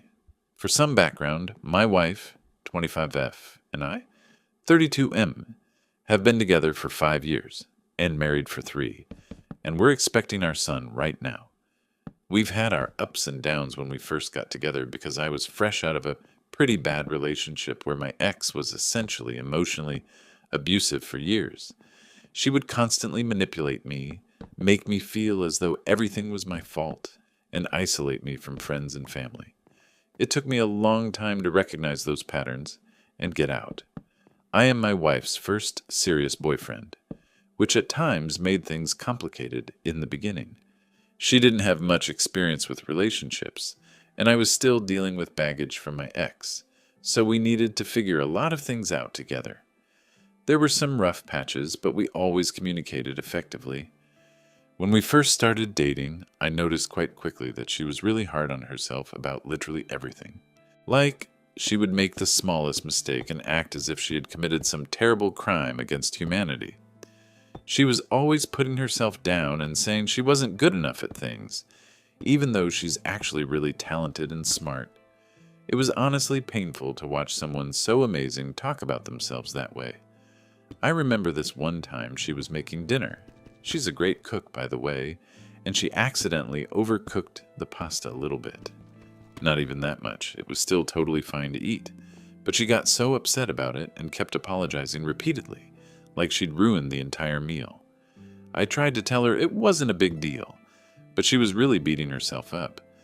That's when I started to realize something wasn't right with how she saw herself. On another occasion, we were at a friend's party, and she inadvertently knocked over a glass of wine. It was no big deal, didn't even stain anything, and our friend was very relaxed about it. But my wife was almost in tears apologizing. She offered to pay for the glass, which was just some cheap IKEA item, and continued to mention it throughout the night. It was completely disproportionate to what actually happened. After observing this pattern for about 6 months, I suggested that maybe she should speak with a professional about why she consistently felt that way. She wasn't overly keen on the idea at first, which I completely understand.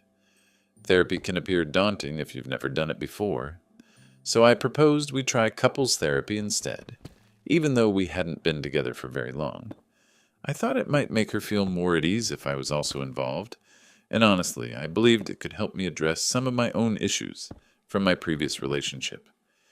During those therapy sessions, she began opening up about her childhood. Holy shit. I mean, I knew her relationship with her parents wasn't ideal based on some comments she'd made, but I had no clue how severe it truly was. Her parents were classic narcissists. They basically worshipped her brother and treated her like she was some kind of burden. Nothing she ever did was good enough for them. If she got an A, they'd ask why it wasn't an A+. If she won second place in something, they'd focus on why she didn't get first. If she cleaned the house, they'd point out the one spot she missed. Meanwhile, her brother could do whatever the fuck he wanted, and they'd praise him like he was God's gift to the world. They paid for his college completely, but made her work through school and take out loans. They went to all his games and performances, but always had something come up when it was her turn. I remember sitting there in the therapist's office, listening to all this and just feeling sick to my stomach. At one point, she talked about how when she was like 12 or 13, she won some school award for a project and was so excited to show her parents. But when she got home, they were too busy celebrating her brother getting on the basketball team to even look at it. She said she ended up just throwing the award away because what was the point of keeping it? I'm not an emotional guy usually, but I straight up cried hearing that shit. What kind of parents do that to their kid? The more sessions we had, the more of these stories came out. Like how her mom would buy her clothes that were deliberately a size too small and then make comments about her needing to lose weight. Or how her dad would compare her grades with her brother's, despite them being in entirely different subjects. Or how they'd continually criticize her appearance, but commend her brother for looking handsome, even if he rolled out of bed in wrinkled clothes. The therapy was beneficial for both of us, honestly. It helped me address some of my own issues from my ex, and it really helped her begin to see that the way her parents treated her was neither normal nor acceptable. Our therapist was excellent at assisting her in recognizing the patterns of emotional abuse and commence rebuilding her self-worth. She's become so much more confident. She still has moments of self-doubt, but it's significantly better than before. She began advocating for herself more, pursuing her interests without continually seeking approval, and generally feeling more at ease with herself. It's been remarkable watching her develop and become more assertive. For some time after we married, we went entirely no contact with her parents. It was hard for her, but certainly for the best. The first few months were challenging. She'd get these guilt-inducing emails from her mom or voicemails from her dad, implying she was being unreasonable. Sometimes she'd hesitate and question if she was doing the right thing, but in the end she recognized it was healthier to maintain her distance. Then, about a year ago, they appeared to be making some effort to be better, so we went to low contact. For instance, occasional phone calls, sending holiday cards, that sort of thing. They sent a gift for our anniversary, which was surprisingly thoughtful. Her mom even apologized for any past misunderstandings, which wasn't a genuine apology, but showed more self-awareness than she'd ever displayed previously. We were cautiously optimistic that perhaps they had reflected on their behavior, or something similar. There was an awkward period where we weren't certain how much to share with them about our lives. My wife would agonize over what to disclose and what to keep private. She didn't want to give them ammunition for criticism, but she also wanted to attempt to have some sort of relationship if possible. It was a delicate balance. So that brings us to the present situation. My wife is 7 months pregnant with our first child, a boy. She was actually the one who proposed letting her mom visit from overseas. I was skeptical, but she genuinely wanted to give her mom an opportunity to be part of our child's life if she could behave herself. She held this hope that perhaps becoming a grandmother would soften her mom somehow, or that her mom would be better with our child than she was with her. I supported her decision, even though I had my doubts. Her mom arrived about a week ago, and I suppose it started out okay. A little awkward, but not terrible. She brought some baby gifts, which seemed like a good sign, and she was making an effort to be interested in the nursery we were preparing and asking about the pregnancy. There were a few subtle digs here and there, such as commenting on how much weight my wife had gained or suggesting improved ways to organize the baby clothes, but nothing major. But as the days went on, I noticed my wife becoming quieter and more anxious. She started apologizing for silly little things again, which she hasn't done in forever. She seemed tense all the time, as if she was anticipating something bad to occur. At night, she'd vent to me about small comments her mom had made during the day that made her feel inadequate. It was like watching her regress right in front of me, returning to that insecure person she was when we first met. I suggested perhaps cutting the visit short, but my wife wanted to try to make it work. She kept saying it was important for her to attempt to have a relationship with her mom, especially with the baby coming. I think she was also concerned about appearing dramatic if she asked her mom to leave early. That's always been something her parents accused her of, being too sensitive or making a big deal out of nothing. Then nothing happened for about 3 days. It was just this strange, tense atmosphere in the house. I'd come home from work and could feel the negative energy. My wife would be very quiet during dinner while her mom dominated the conversation.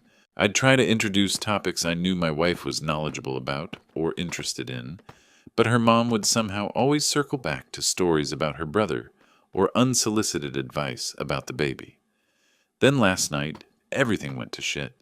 It was pretty late, maybe 11:30 or midnight, and we had gone to bed.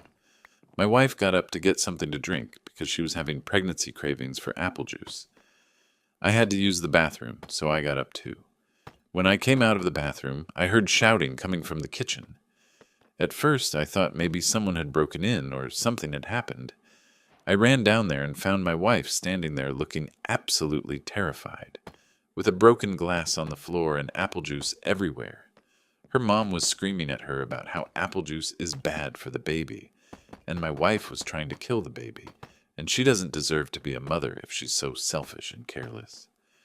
My wife wasn't even saying anything back. She was just standing there with this look on her face like she was a scared little kid.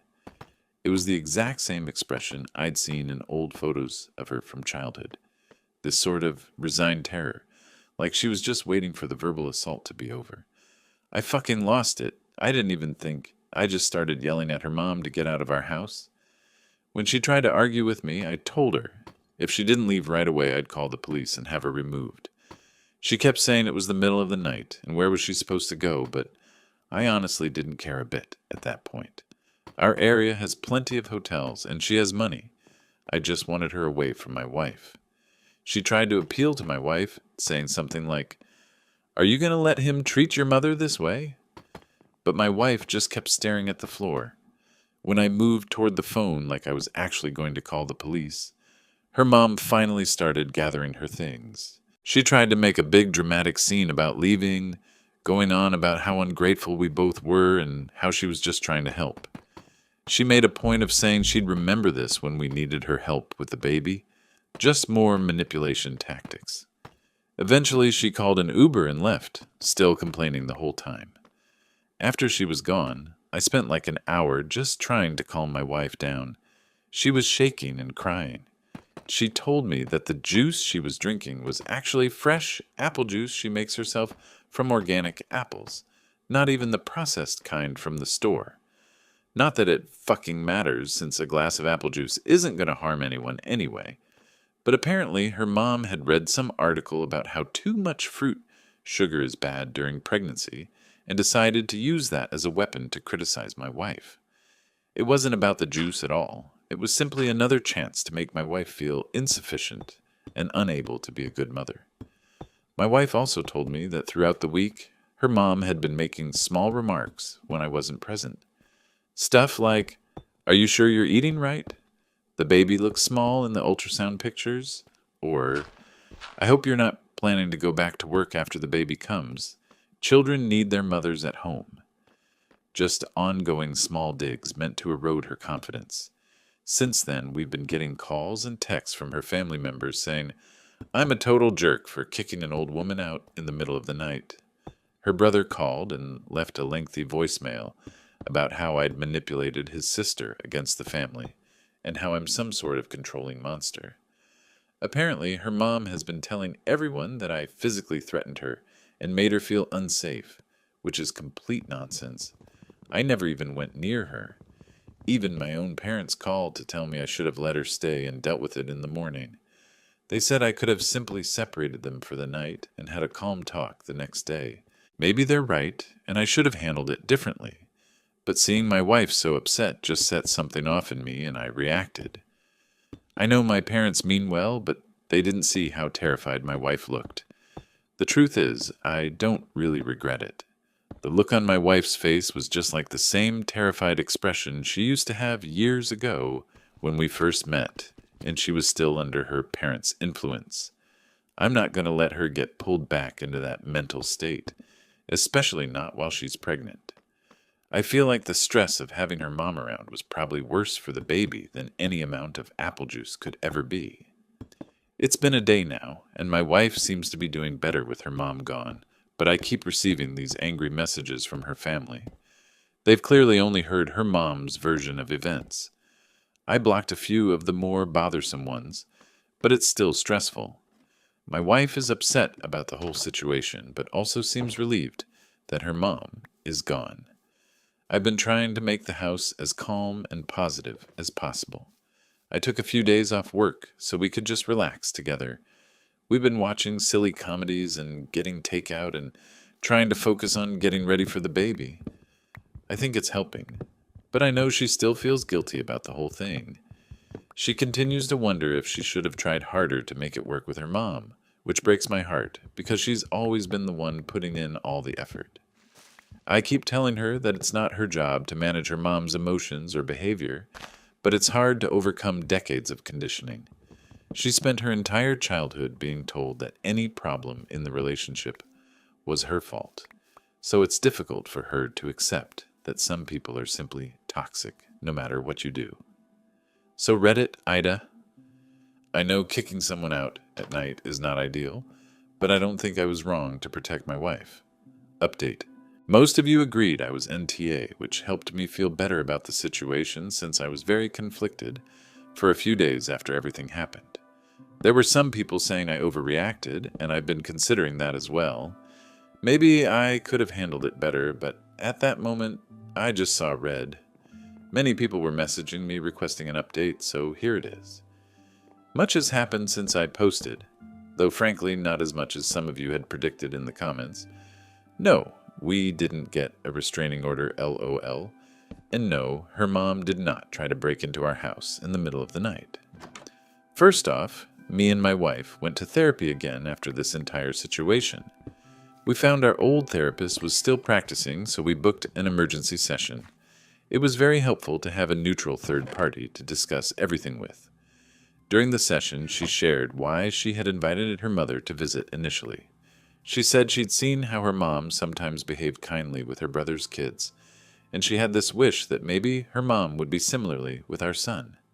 She truly wanted to give her mother one more chance to be a proper grandmother, which I understand. Everyone wants their parents to be better, right? She said she had these memories of her mom sometimes being loving and supportive when she was very young, before her brother was born, and she continued to hope that person was still in there somewhere and could come back. It's like she's been chasing this idealized version of her mom that only existed in brief moments. Our therapist explained that narcissists, like her mother, seldom change in any significant way. They might put on a good show for a while, especially when they want something, like access to a grandchild. But their core behavior typically stays consistent. Some of you mentioned this in the comments too, and you were right. The therapist also highlighted that pregnancy is a particularly sensitive period, and having someone around who undermines your confidence can be very damaging. She helped my wife see that protecting our baby also means protecting herself from toxic stress and emotional abuse. That seemed to really click for my wife. After a few days of thinking and talking, my wife and I decided to write a letter together and send it to everyone in her family who had given us shit about the incident. It took us like 3 evenings to perfect it because we wanted to be clear, but not too emotional. The letter essentially detailed the history of emotional abuse my wife endured, reminded them that they all knew about it and offered no assistance, and made it clear that we wouldn't permit such toxicity around our child. She listed specific examples of things her mother had said and done during the visit. My wife told them all that she was done trying to be the bigger person and that if they can't respect our boundaries, they're welcome to fuck off out of our lives permanently. We sent the letters both by email and postal mail to ensure they received them. Then we waited. For about a week nothing happened, and my wife was growing anxious about if they had even read the letters. Then the responses started coming in. Her aunt, her mom's sister, was unexpectedly supportive. She sent a long email saying she'd always noticed how my wife was treated differently than her brother, but never felt it was her place to say anything, which is somewhat of an excuse in my opinion, but at least she recognized the problem. She apologized for accepting my mother-in-law's version of events and said she'd like to maintain a relationship with us and the baby if we're open to it. A couple of cousins sent similar messages. One of them even shared that her own mom, my wife's other aunt, had been kind of shitty to her too, though not as bad. It seems there's a pattern of toxic parenting in my wife's extended family. Other relatives either didn't reply at all or sent short, defensive messages. Her brother sent this absurd email about how my wife was always too sensitive and how their parents had sacrificed everything for both of them. He claimed my wife was merely jealous of him and inventing stories for attention. Truly awful stuff. My wife read 2 sentences of it and deleted the remainder. The most unexpected thing that occurred was when her father called her. This was a few days after we sent the letters, I believe. Her dad has always been more passive in the abuse. He'd let her mom do the active criticism, while he simply silently withheld approval or attention. Sometimes that's almost worse because it's less evident. When she told him what had occurred with her mother, he tried to do his typical gaslighting routine, saying it likely wasn't that bad, and my wife must have misunderstood or overreacted. But my wife wasn't tolerating any of it this time. She was like a different person on that call, so firm and clear. She directly asked him if he had ever truly cared about her because it never felt like they did. Then she just erupted, detailing every awful thing they'd ever done to her from childhood on. For instance, they forgot her 16th birthday, yet threw her brother a huge party for his. Or how they declined to attend our wedding since her brother had a minor league game that same weekend. All these things spilled out of her, years and years of pain and bitterness. Her father said nothing the entire time she spoke. I could hear him breathing on the speakerphone, yet he never attempted to interrupt or defend himself. When she concluded, she simply stated, "As far as I'm concerned, I don't have parents anymore," and then hung up. She wept for hours afterward, and I simply held her. I also telephoned my parents to inquire why on earth they hadn't supported my side, knowing the history between my wife and her mother. It turned out her mother had called them weeping, alleging I had physically threatened her and practically pushed her out the door, which is absolute nonsense. I never touched her. She told them I was controlling and isolating my wife from her family, essentially projecting all her own toxic behavior onto me. Once I informed them of what actually occurred, they were appalled. They came over the following day to apologize to us both. My mother hugged my wife for about 5 minutes straight and kept repeating how sorry she was for doubting her. As an only child, my parents are quite protective of us both. My father even offered to call my father-in-law to set him straight, but we explained that wasn't needed. We're working to reduce drama, not create more. For now, we're simply focused on getting ready for the baby to arrive. We've been finishing the nursery. The crib is finally put together after sitting in a box for months, stocking up on supplies and taking those childbirth classes online. My wife seems much happier and calmer with all this toxic family drama behind us. She still has moments where she feels sad about not having the kind of supportive parents most people take for granted. Especially with the baby coming, she sometimes expresses a wish that her child could have loving grandparents on both sides. But then she reminds herself that it's better to have no grandparents than abusive ones. I'm unsure if we'll ever reconnect with her parents. Right now it seems unlikely, but who knows what could happen years down the road.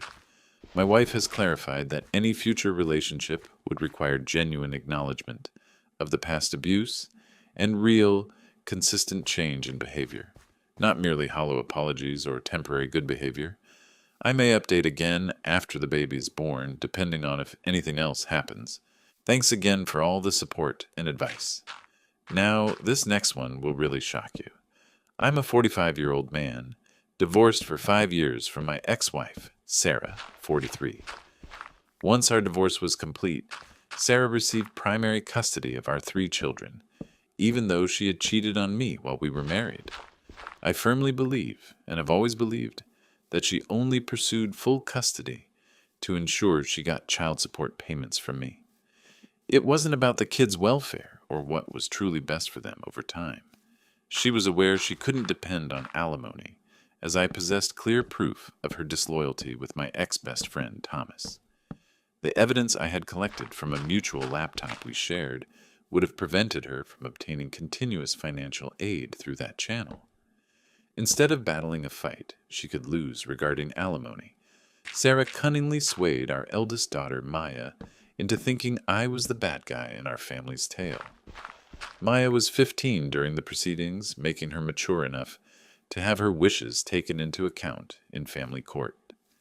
Totally ignoring the years I had dedicated to being a loving father to her, Maya spoke against me, asserting I had temper problems that rendered me a threat to her and her siblings, and that it would serve everyone's best interests if my access to them was restricted.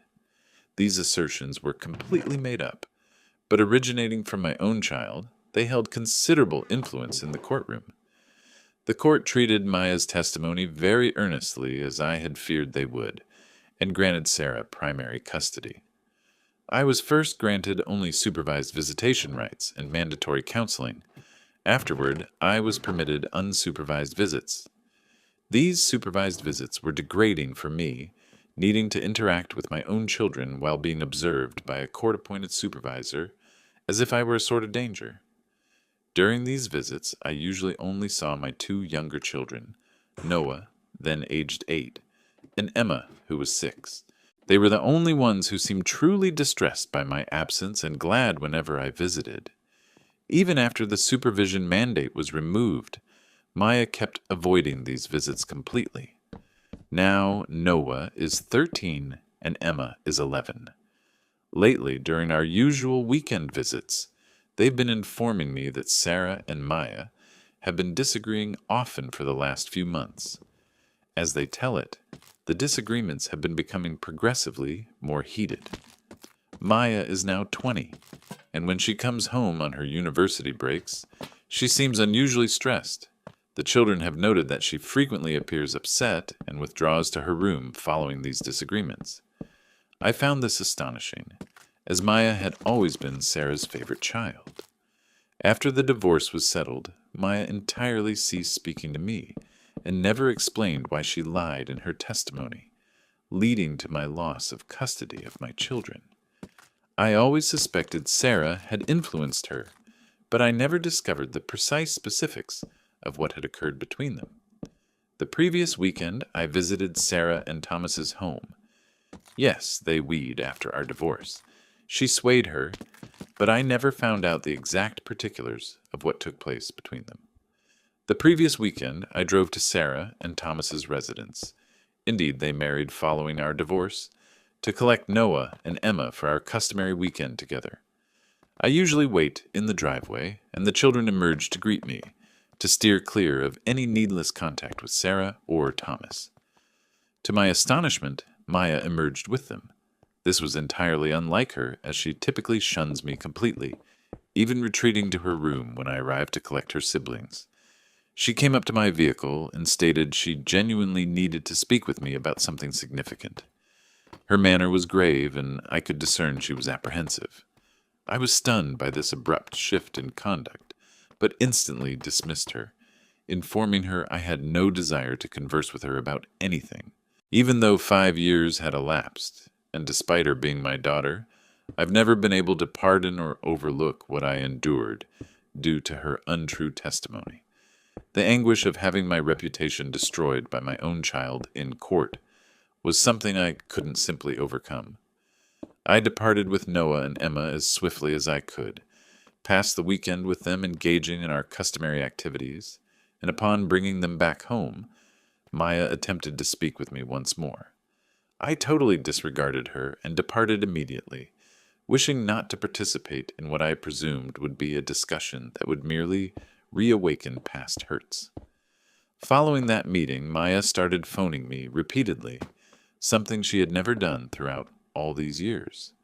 Indeed, I still possess the identical phone number from prior to the divorce, and she had never once utilized it to contact me. She began sending text messages stating she critically needed to converse with me concerning a significant issue. 2 days ago, I ultimately yielded after getting numerous messages each day. It was evident there was something grave she had to talk about, so I consented to meet her at my residence, primarily from curiosity regarding what could possibly be so pressing after years of quiet. She showed up that evening precisely at the hour we had settled on, and the moment she came indoors, she commenced apologizing profusely. She informed me she had entirely misjudged me, and had committed the gravest error of her existence by giving testimony against me in court. She appeared truly penitent, which caught me off guard. Perplexed by this abrupt shift in attitude after such a long time, I requested her to clarify what had prompted her testimony initially and what had altered her viewpoint so significantly now. To provide some background, I didn't learn about Sarah's affair with Thomas until after she had filed for divorce.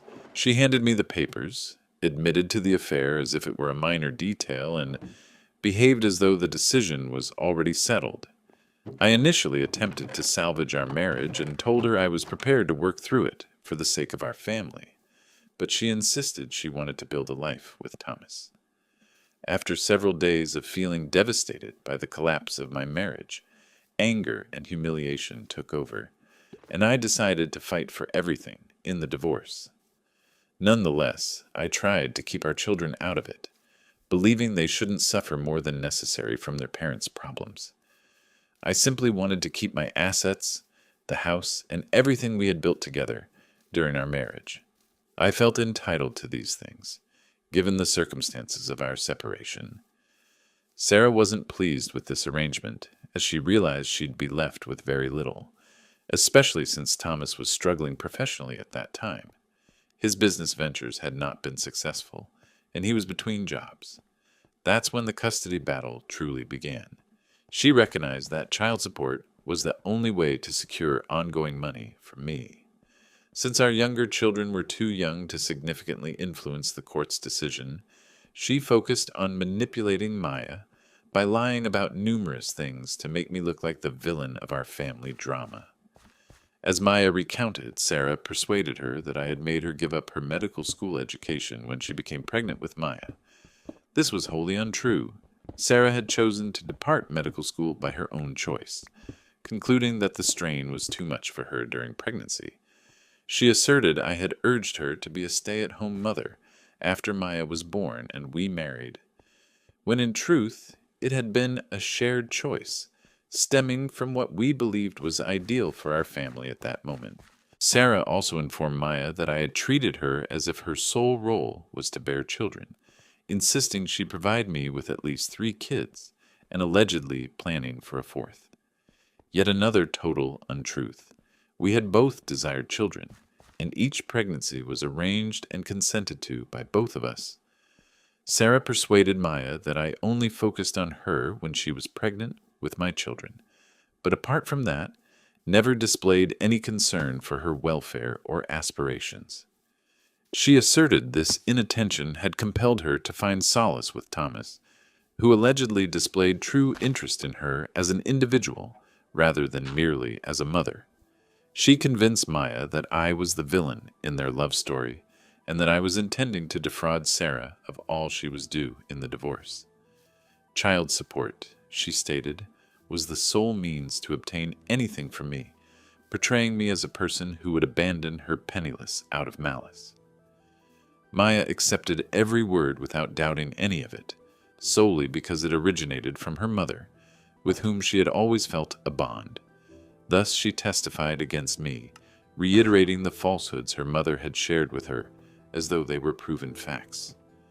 Thomas and Sarah also persuaded her to sever ties with all grandparents because they disagreed with what the couple had done, and they didn't wish Maya to discover the truth about me from other relatives, who understood the genuine account.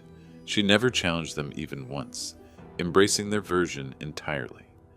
Lately, however, Maya reestablished contact with her maternal grandparents after her grandmother experienced a heart attack. Sarah and Thomas were clearly displeased about this renewed connection because my former in-laws chose to disclose past realities to Maya. They urged her to speak with me personally to uncover the truth for herself, instead of persistently depending on the biased narrative she had received. As Maya stated, that's what she and her mother had been disputing for months, with Sarah attempting to hinder Maya from reaching out to me, which merely heightened Maya's suspicions. At 20, she wasn't as naive as at 15, and her mother's determined efforts to keep her from me and her grandparents now appeared suspicious, not protective. Maya had recently grown certain that her mother had used her as a pawn in our divorce, and she wished to discuss with me the possibility of suing Sarah for the harm she caused to our bond and to my connection with my other children. The moment she brought up this idea, I instantly turned it down. I told her I didn't want to engage in any further legal battles. I'd had enough legal drama to last a lifetime. The idea of returning to court, facing lawyers, judges, and the whole system once more, filled me with dread. She insisted, saying her mother had taken years of our father-daughter bond, that her mother deserved consequences for her manipulative behavior, and maybe she did. But I had no interest whatsoever in returning to court. It would be a waste of my time and resources, not to mention emotionally exhausting. Now that Maya understands the truth and I've progressed with my life, establishing a new routine and stability, the sole thing I might consider is asking Sarah to adjust our custody arrangement so Noah and Emma could spend more time with me. Other than that, I wish to avoid any legal confrontation. It isn't about fear, it's about practicality and maintaining the peace I've managed to find after years of turmoil. But Maya kept pressing the point, growing more fervent about the need for justice and accountability. Eventually, my patience with her persistence ran out. I told her I understood she felt guilty about what happened, but honestly, she had let herself be manipulated even though she knew, at heart, that I wasn't the type of man her mother depicted. She had spent 15 years with me before the divorce and knew my character and behavior firsthand. She desired to be her with me before the divorce and had firsthand knowledge of my character and actions.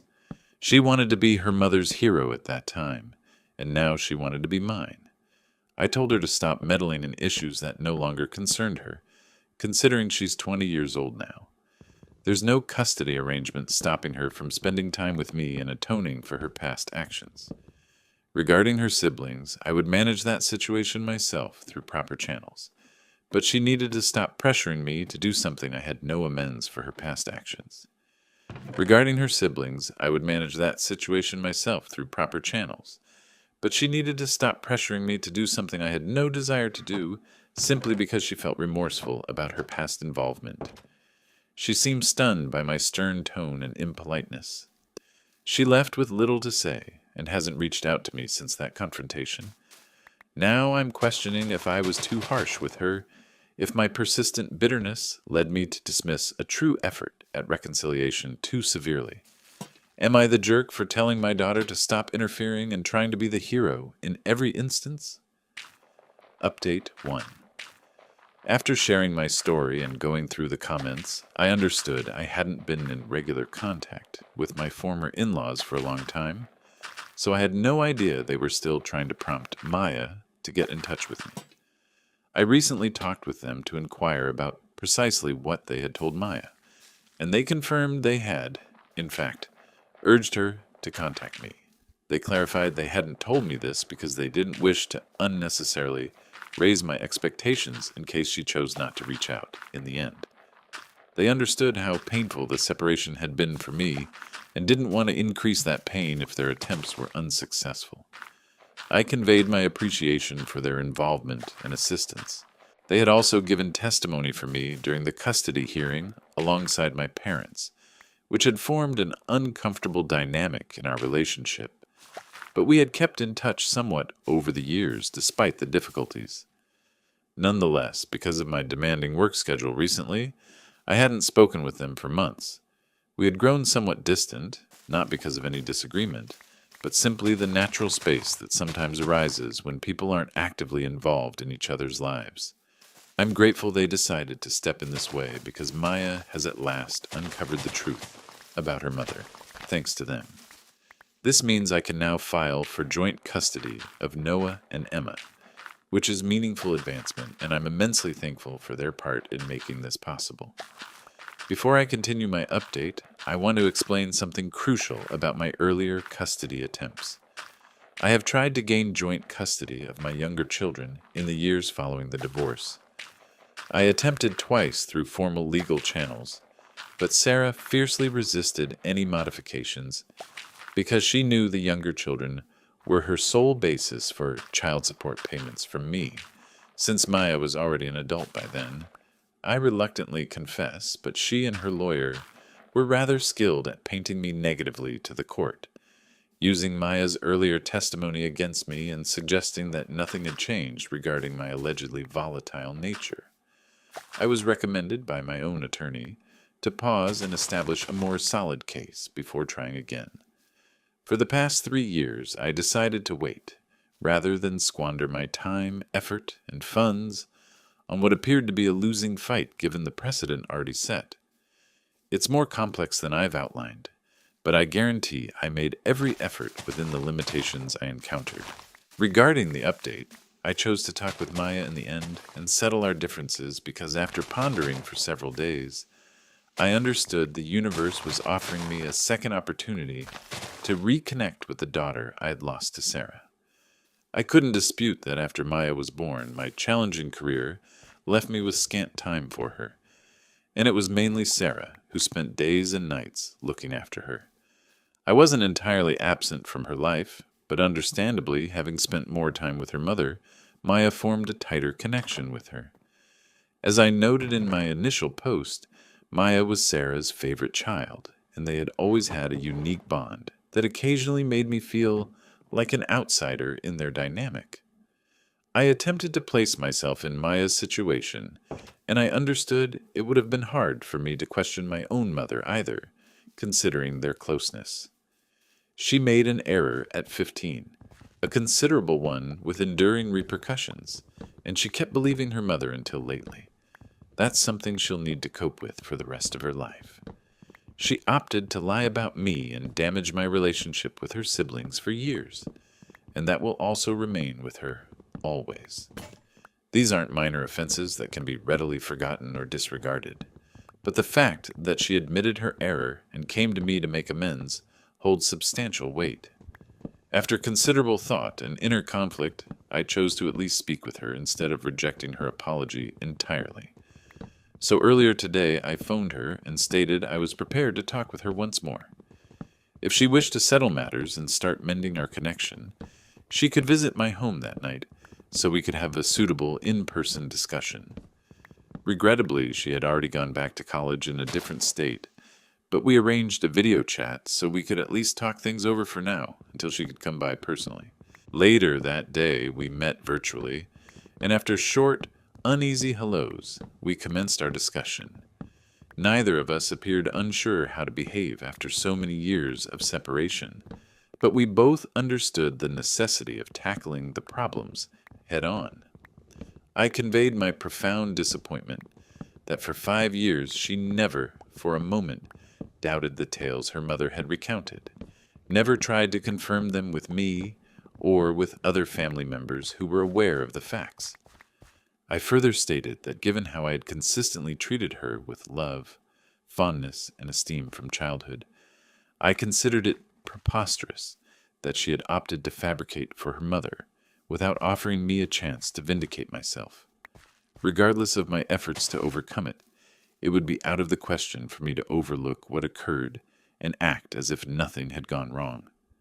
She would need to acknowledge that as we progressed, that forgiveness could happen, but forgetting could not. She recognized this truth and conceded there was nothing she could do to alter the past or reverse the damage she had inflicted. She had committed many errors and never doubted herself or her mother's account, because she was certain her mother would never deceive her about anything so significant. She genuinely thought I was cleverly concealing my real character from everyone except her mother, who supposedly understood the true me. Now that she understood how gravely she had misjudged the circumstances, she urgently wished to make amends in any way possible.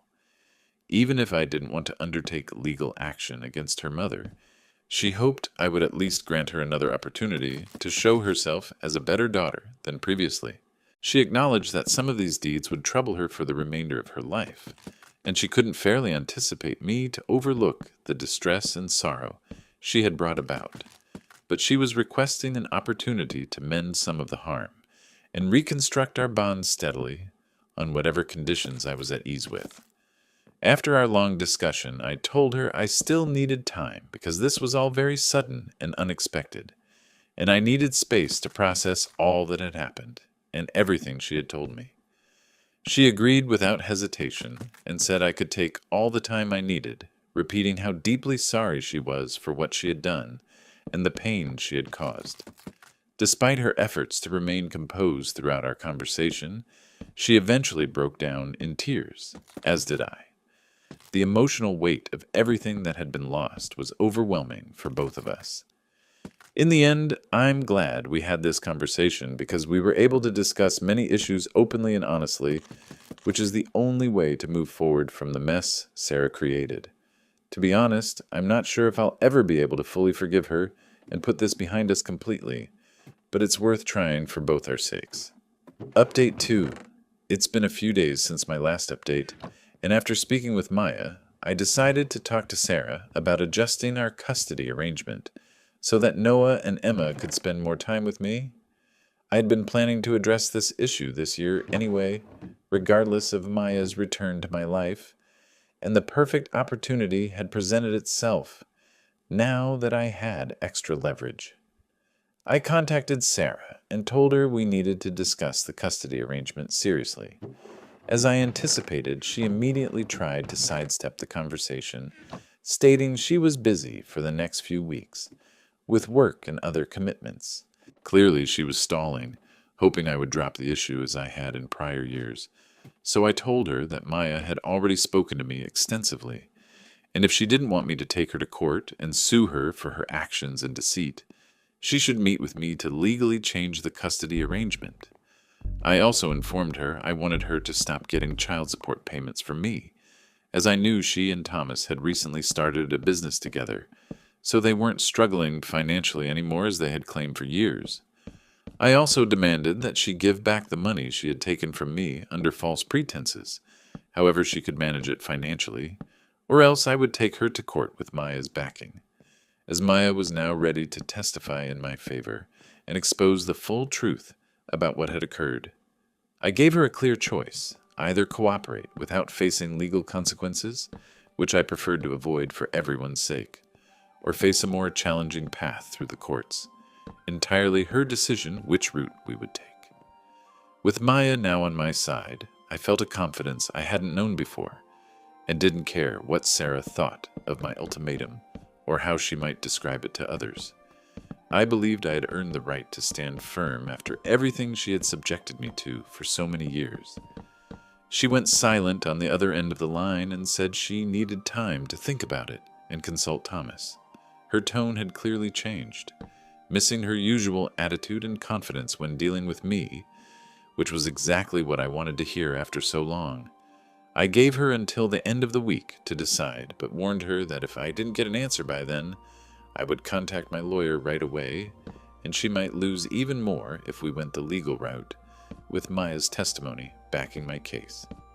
She became upset and charged me with blackmail, but I told her I didn't care what she labeled it at this point. I had spent years trying to avoid this mess, aiming to keep peace and stability for the children's sake. But now I was resolved to reclaim my money, my life, and most importantly, my rightful spot in my children's lives, no matter what I had to do, whether it meant pushing her or taking her to court.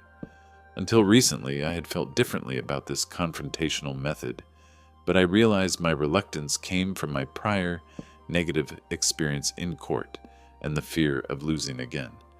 However, with Maya backing me now and willing to testify about the manipulation that had happened, I was no longer worried about the outcome. I felt sure that justice would finally be served after all these years. Update 3. The week's end came quickly, and yesterday I spoke with Maya about my talk with her mother. I wanted to make sure she understood what might be expected of her if we ended up in court. I asked if she would truly be willing to testify in court again, going against her previous testimony, because even though she was 15 at the time and legally a minor, it could possibly cause problems for her, both legally and emotionally. I wanted her to fully realize what she might be getting into if Sarah refused to cooperate.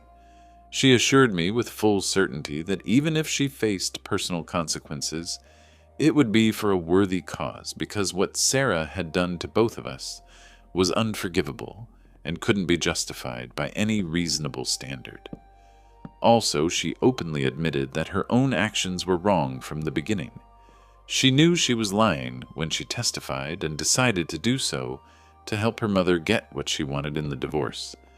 It had been a hard choice for her because she wasn't dishonest or manipulative by nature, but she did it because her mother asked her to and persuaded her it was necessary, even though she hadn't personally seen any of the behaviors she testified about in court.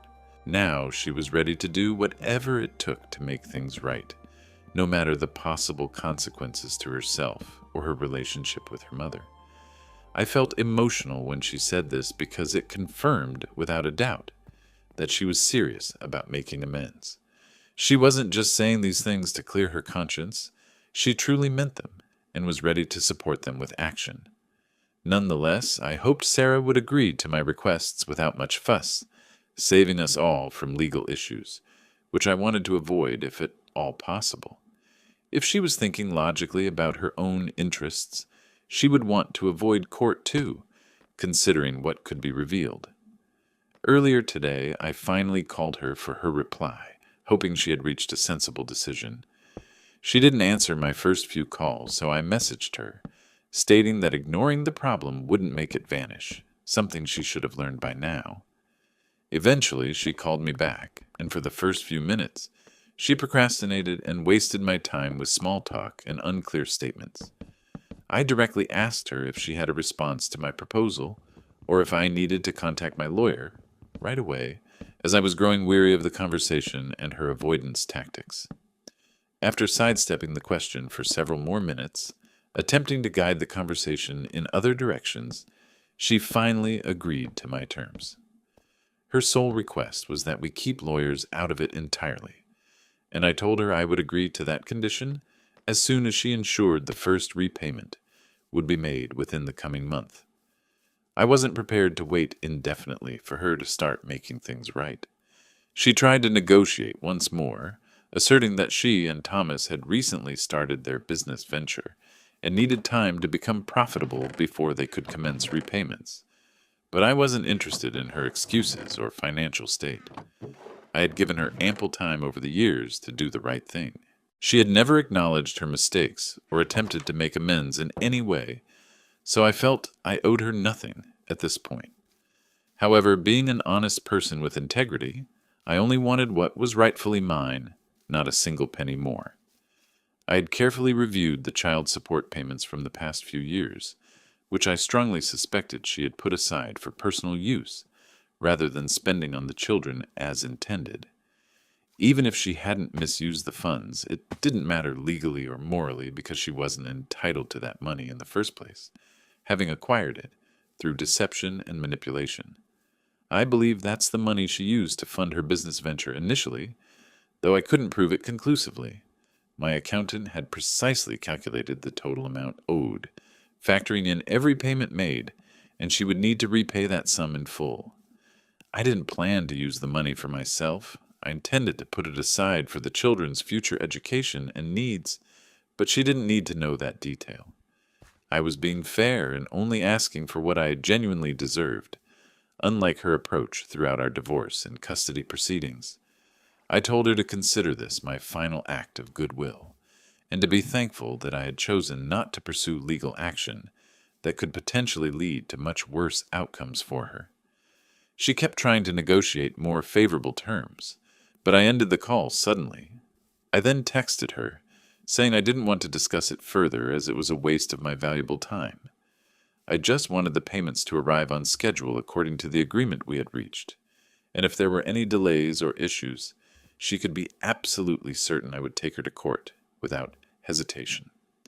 I also consulted my lawyer privately, and while I preferred to avoid litigation for everyone's sake, I thought it was important to have a formal contract documenting our agreement.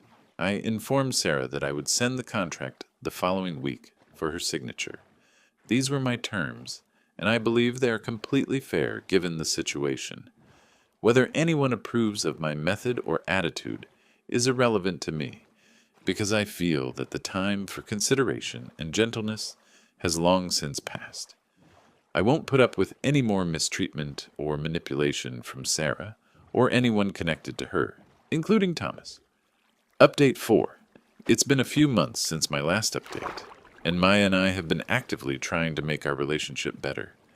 It hasn't been simple by any means. At times, I grow distant when I recall everything that occurred, and progressing is tough when those memories unexpectedly reappear. During these periods, she's astute enough to give me room without offense, and then we pick up our talks and aim to resolve our problems maturely. We're advancing gradually but steadily, and I'm sure we'll keep making our situation better as time goes on. Sarah has been meeting her duties regularly, and I'm sure we'll keep making our situation better as time goes on. Sarah has been meeting her duties regularly, and I'm upholding my pledge not to bring her to court as long as she keeps adhering to our arrangement. She has also signed the contract I brought up in my last update, so we now possess a formal arrangement from which she cannot back out without repercussions. I'm slowly regaining what I lost financially, but more significantly, I'm getting back the time with my children, including Maya, which makes me extremely happy and thankful. I know a lot of people didn't agree with my choice to forgive Maya, suggesting she might betray me again if things changed. But as a dad who loves his daughter no matter what, I strongly doubt that will happen. We've been carefully and thoughtfully rebuilding our connection, and everybody makes mistakes, especially during their formative years when they're still forming their judgment and critical thinking abilities. I believe I'd be in a tough spot if people held errors I made at 15 against me forever, so I'm willing to give her another chance at our relationship. I think everything will turn out well eventually, even if the path to that outcome isn't always easy or straightforward. Noah and Emma have also gained from the new arrangement. They now spend a lot more time with me, and our relationship has strengthened considerably. They appear happier and more balanced, no longer caught in the middle of adult conflicts beyond their understanding. I've been careful not to speak negatively about their mother when they're around, despite everything that's happened, because I believe that would only harm them in the long run. That's all I have to share for now. I'm happy and doing well overall, despite the occasional difficulties that still arise. Thank you for your support and advice throughout this journey. It has been incredibly valuable to have outside perspectives on this complex situation. Next story. I, 24F, held my surprise pregnancy celebration last weekend in our apartment. We purposely kept the gathering small and intimate. Only my boyfriend, Nate, 25, our immediate families, and a few of our closest friends.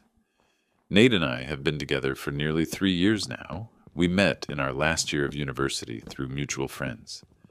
4 months ago, I decided to move in with him once I found out I was pregnant with our first child.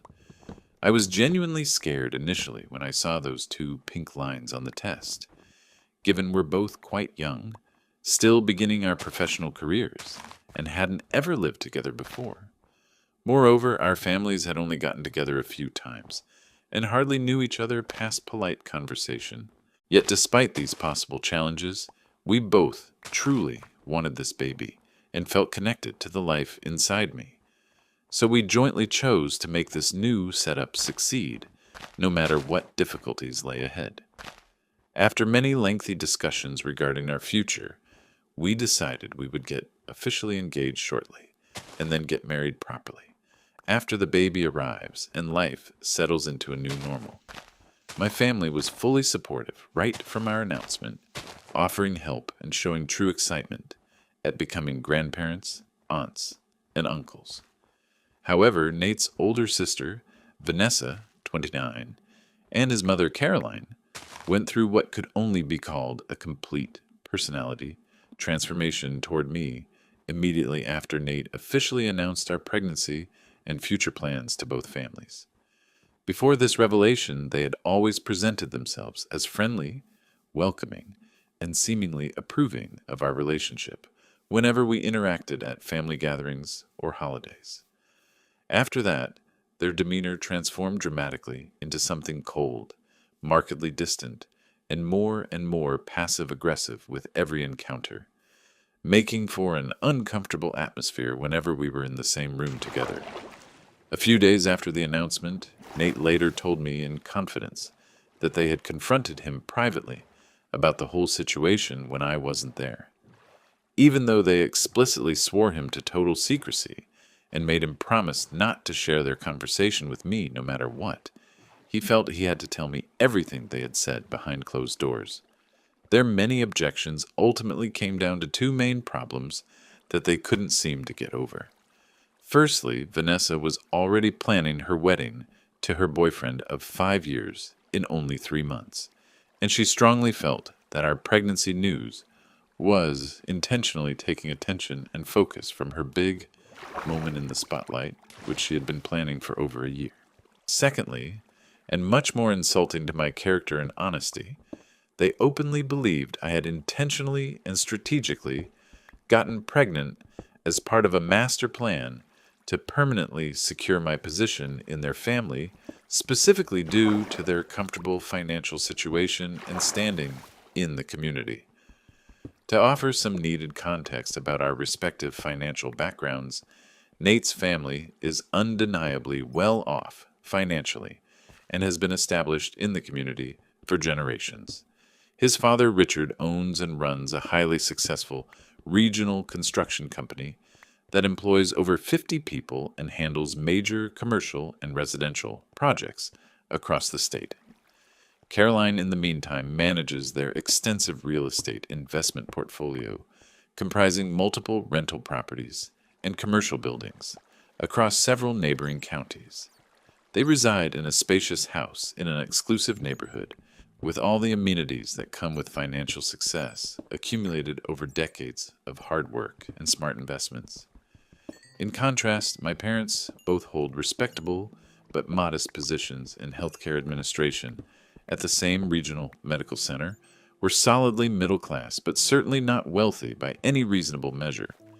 We've always lived comfortably enough, but without the luxuries and financial security that Nate's family enjoys as a matter of course.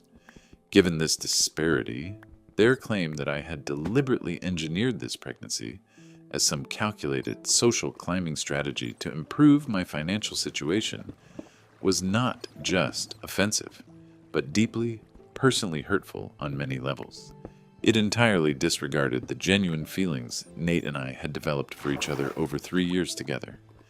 Thankfully, Nate didn't believe or entertain any of these insulting insinuations for even a moment, and immediately told me everything, so I wouldn't be unexpectedly caught off guard by their increasingly cold behavior without understanding the root cause behind it.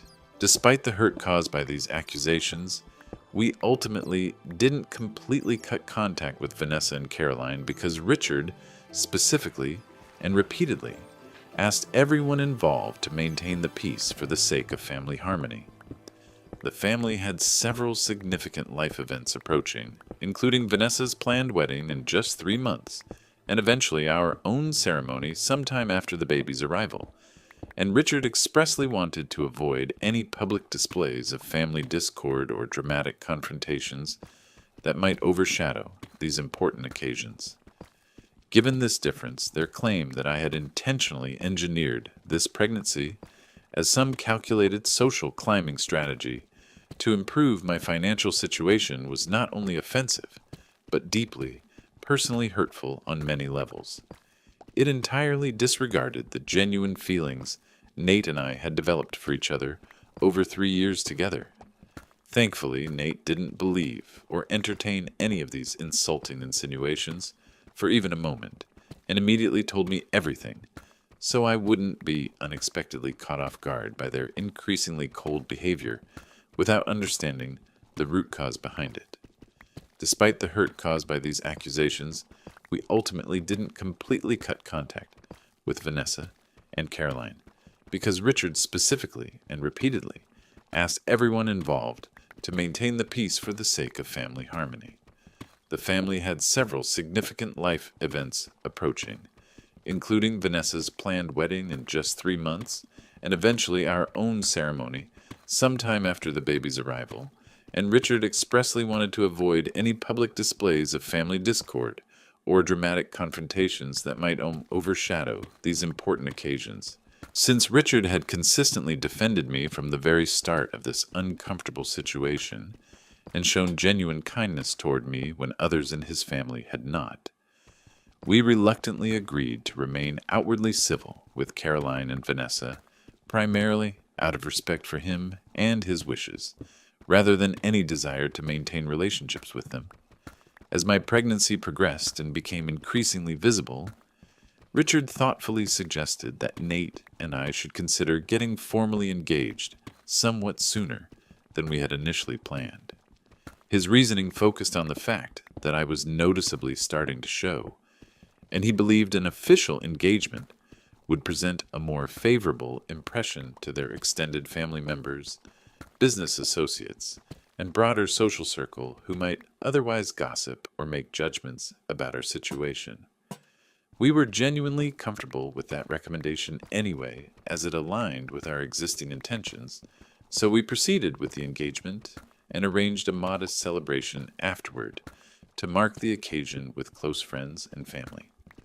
However, rather than improving the situation, Vanessa and Caroline appeared substantially more upset and agitated following our engagement announcement, making increasingly frequent and pointedly unsubtle remarks within earshot about how our timing was uncomfortably and suspiciously close to Vanessa's planned wedding celebration, as though we were intentionally attempting to overshadow her special day. I truly struggled to understand the reason for their ongoing concern about our timeline.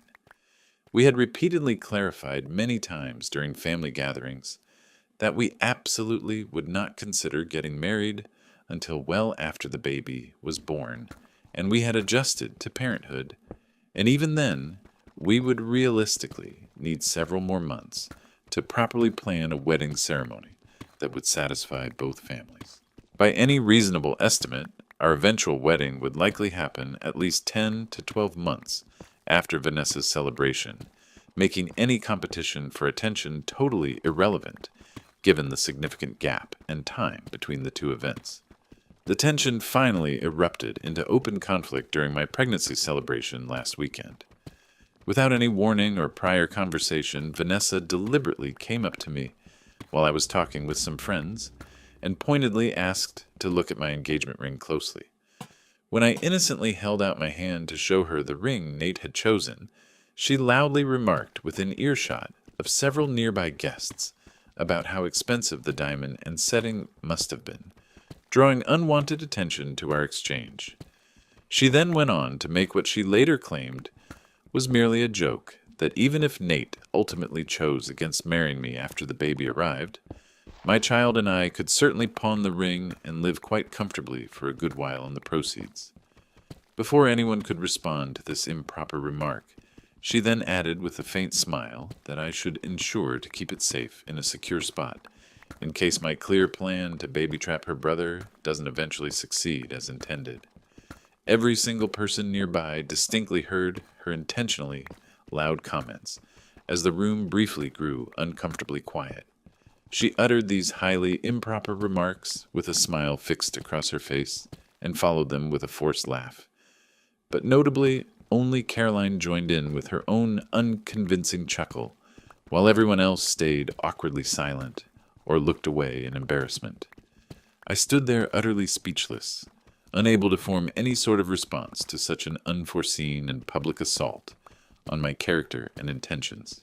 Nate immediately began confronting his sister with clear anger showing in his expression, but before he could fully express his outrage, Richard stepped in first, his face red with embarrassment, as he sternly insisted that Vanessa apologize right away for her unacceptable behavior toward a pregnant woman at her own celebration.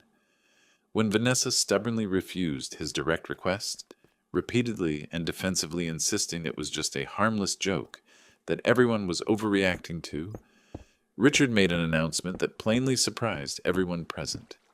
If she was that concerned about potential gold diggers infiltrating their family, then perhaps she should demonstrate her financial independence, by paying for her own elaborate wedding entirely, because he personally would not contribute another penny toward the considerable expenses she had planned.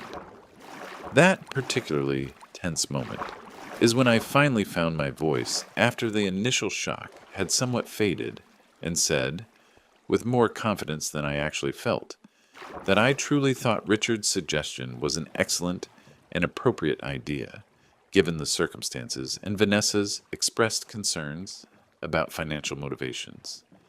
Without hesitation, Richard immediately confirmed his decision right then to completely withdraw all financial support previously promised for Vanessa's upcoming wedding. Absolute chaos immediately followed this declaration. Shouting erupted from several directions. Tears began to flow. Accusations began flying indiscriminately across the room from different family members.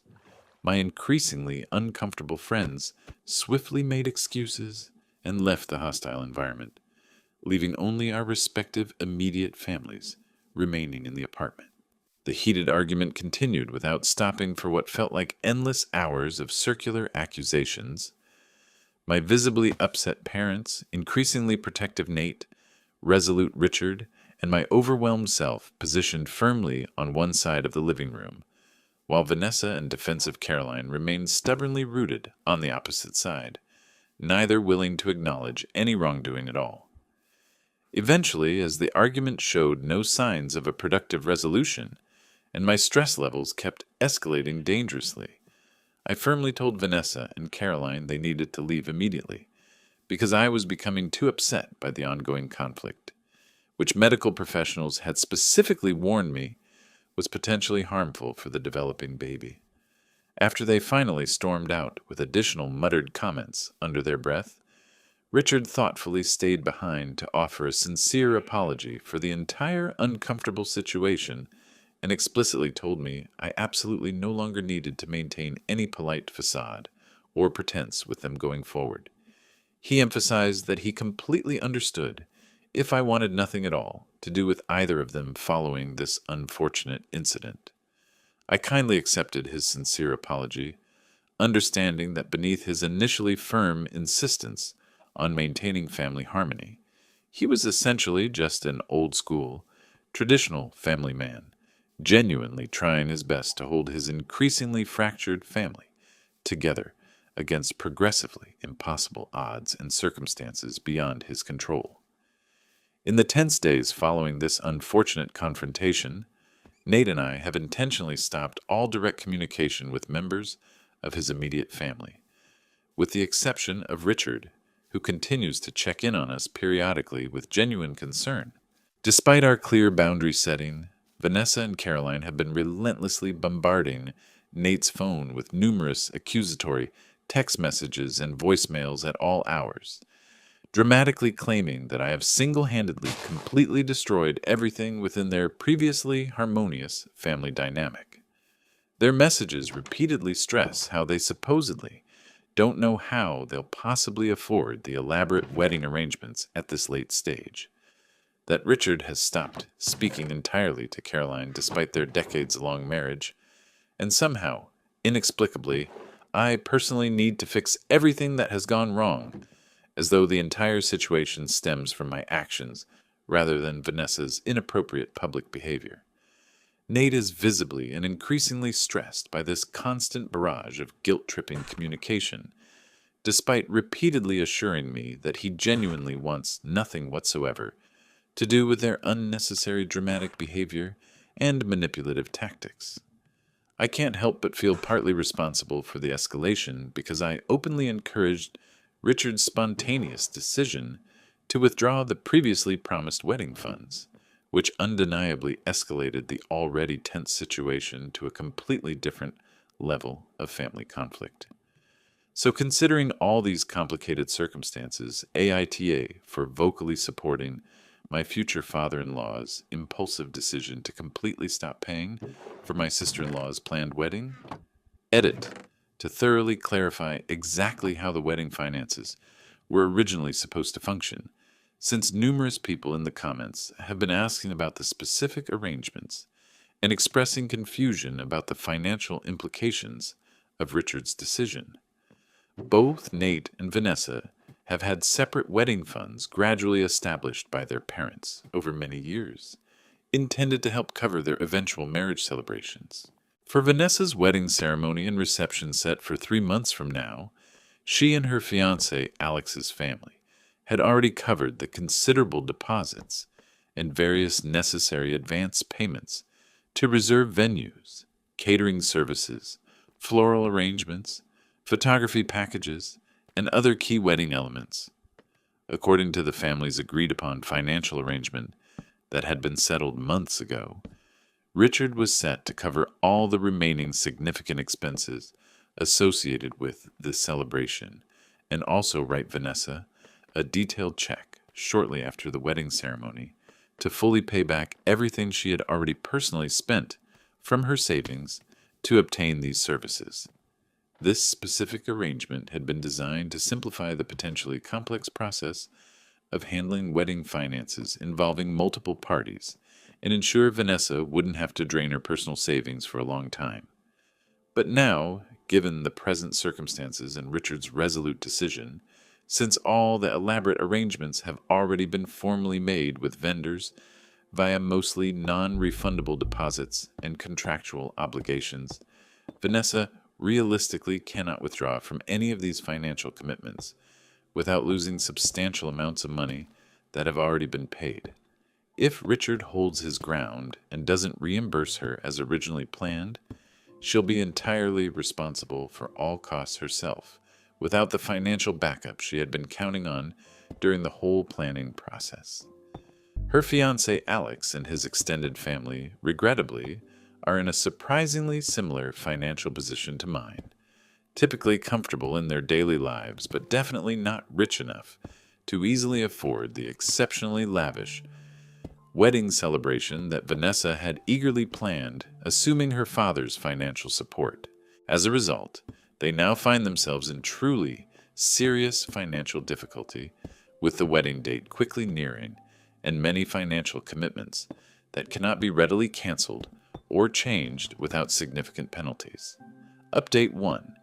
After reading through numerous comments and thinking profoundly about the situation, I finally found the courage to have an honest, in-depth talk with Nate about everything he's been quietly enduring amidst this family dispute. I approached the conversation cautiously, asking if he held any feelings of bitterness or letdown specifically toward me, since I unquestionably played a major part in worsening this complex family tangle by publicly backing Richard's monetary decision. He immediately and firmly assured me that while he's understandably upset about the entire worsening family situation and continuing tension, I'm absolutely the last person he would ever blame for any of it. He said, looking straight into my eyes, that he's actually quite proud I finally found the courage to stand up for myself after months of quietly putting up with subtle insults and passive-aggressive actions from his mother and sister.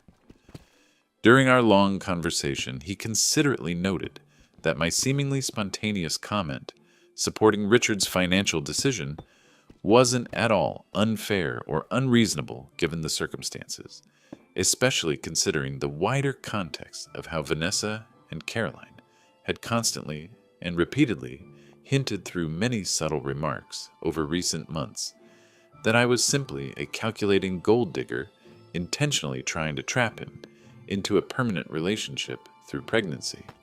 He said with true emotion that he just cannot imagine how incredibly difficult and emotionally draining these past few months must have been for me daily, always pretending everything was perfectly fine during family gatherings, while simultaneously knowing exactly what they truly thought about my character and intentions behind my back. He admitted that while they had at least previously maintained enough basic decorum to keep their deeply offensive opinions relatively private rather than confronting me directly to my face, Vanessa's public so-called joke delivered deliberately at my own pregnancy celebration had plainly crossed an unacceptable line of basic human decency, and he was truly relieved and glad that I had finally gathered the courage to say something in response, rather than continuing to silently absorb their increasingly obvious hostility and disrespect. As our conversation went on well, later that evening, Nate shared that his rising stress largely results from his dawning understanding that Vanessa and Caroline almost certainly won't just let this major conflict naturally resolve or fade away over time, which he had originally hoped. He revealed that early in this family tension, he had privately held out some hope that we might all eventually reconcile through open communication and mutual understanding. But based on their recent escalating behavior and increasingly hostile messages, that positive result now seems less and less likely each day. What's truly bothering him on a deep emotional level, he quietly confessed, is the increasingly troubling prospect that this painful family division will remain unresolved and possibly even worsen by the time our innocent baby arrives in just a few months. As he explained his view with growing emotional vulnerability, I found myself fully understanding and empathizing with his complex feelings about the situation. I honestly reflected that I would undoubtedly feel the exact same conflicted way if members of my own family were acting so irrationally and causing such needless drama during what should be a joyful time of celebration and preparation. Until this important discussion, I had been carefully giving him plenty of emotional space and distance, truly believing that quiet time and independent thought was exactly what he needed to process everything that had happened among his family members. However, after hearing the extent of his emotional struggle during our long, honest talk, I automatically reached out and gave him a tight hug without another word, which unexpectedly triggered him to completely break down in a way I had never seen him do in our whole relationship. Over the next hour, he openly shared his deeply mixed feelings with striking honesty, expressing how split and conflicted he feels. Because despite their unacceptable behavior and damaging actions, they fundamentally remain his mother and sister, his immediate family, who had been there his whole life before I came along. He sincerely stated that he truly wants them to be actively present in our child's life and development, forming those special family connections and memories he cherishes from his own childhood. But at the same time, he strongly insists they must genuinely apologize to me personally and make real efforts to fix the harm their actions have caused before any reunion can possibly occur. The core issue making any potential resolution difficult is that Vanessa and Caroline remain completely convinced, despite all evidence and reason, that this entire unfortunate situation is solely my fault and responsibility. Based on their skewed viewpoint, which Nate has gathered from their many text messages, they firmly believe Richard would have only briefly threatened to withdraw the significant wedding funding as a momentary disciplinary bluff, meant to make Vanessa apologize, then and there, but would never have actually gone through with such a major financial decision without my particular verbal encouragement, which they claim pushed him past his initial plans. During our conversation, I reasonably asked Nate what many outside observers would naturally wonder. Why couldn't Vanessa and Caroline just adjust their expectations and pay for the upcoming wedding themselves, considering their financial resources?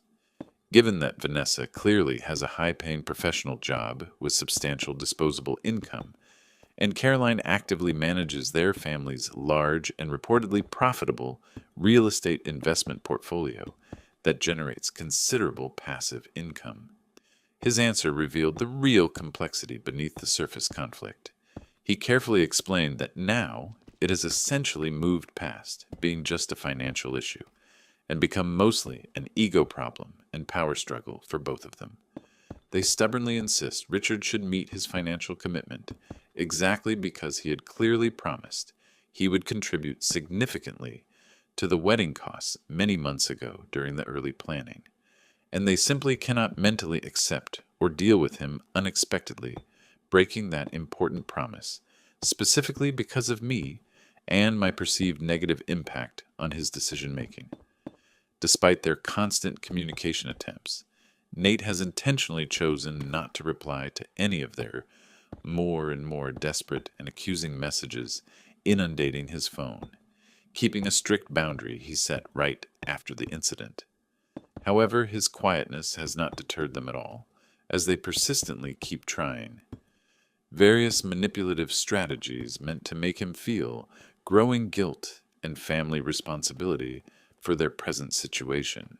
They repeatedly and forcefully insist through multiple daily messages that I personally should somehow magically fix the worsening situation among everyone involved, apparently expecting me to persuade Richard to reverse his financial decision despite the circumstances, even though everyone directly involved, including Richard himself, clearly understands that they are unquestionably the ones who should be genuinely apologizing to me for their inappropriate public behavior, rather than continuing to avoid responsibility. The continually rising tensions surrounding this family conflict have unfortunately been consuming almost all of Nate's mental and emotional energy during what should be a happy time preparing for our baby's arrival, making it increasingly hard for him to properly focus on anything else important in his professional or personal life, including getting ready for the major life changes coming with parenthood. Update 2.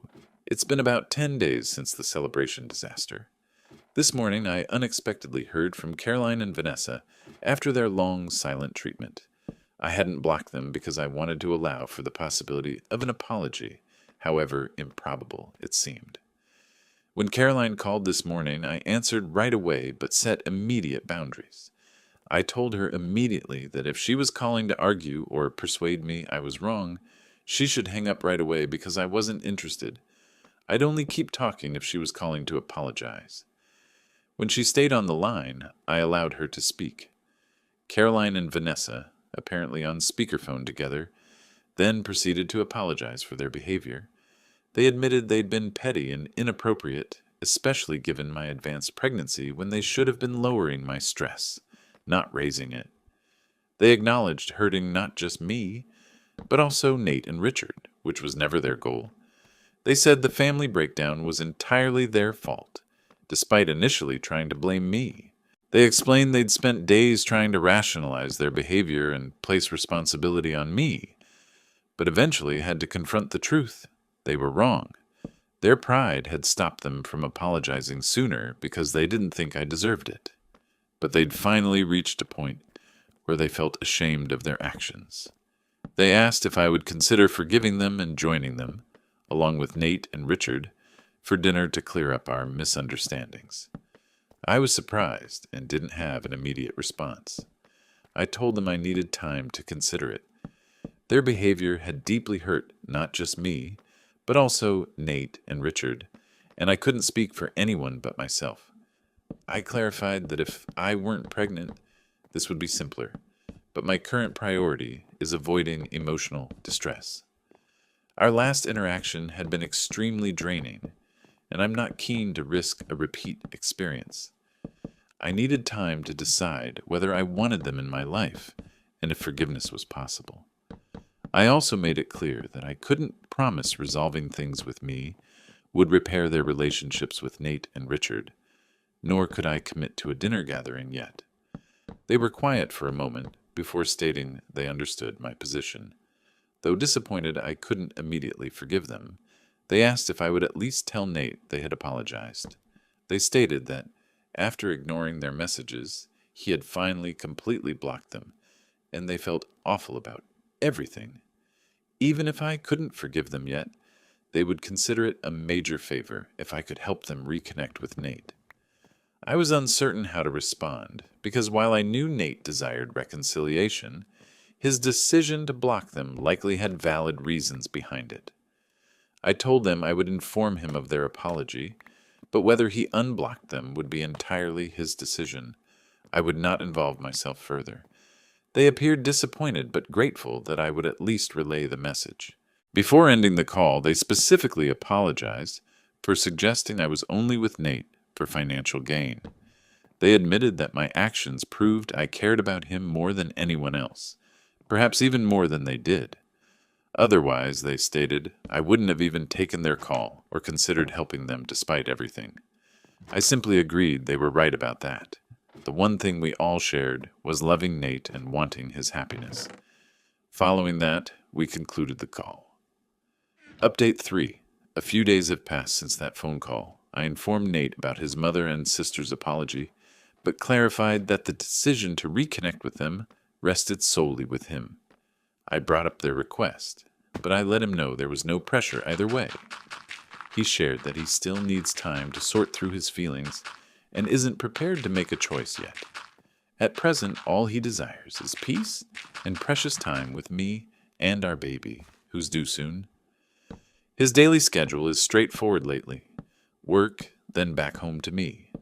As I'm on maternity leave, I'm at home for much of the day. I've been utilizing this period to establish a cheerful, peaceful setting for us, preparing his preferred dishes and ensuring our home is cozy. The most delightful aspect is that he returns home with small surprises he knows I'll appreciate, without me needing to ask.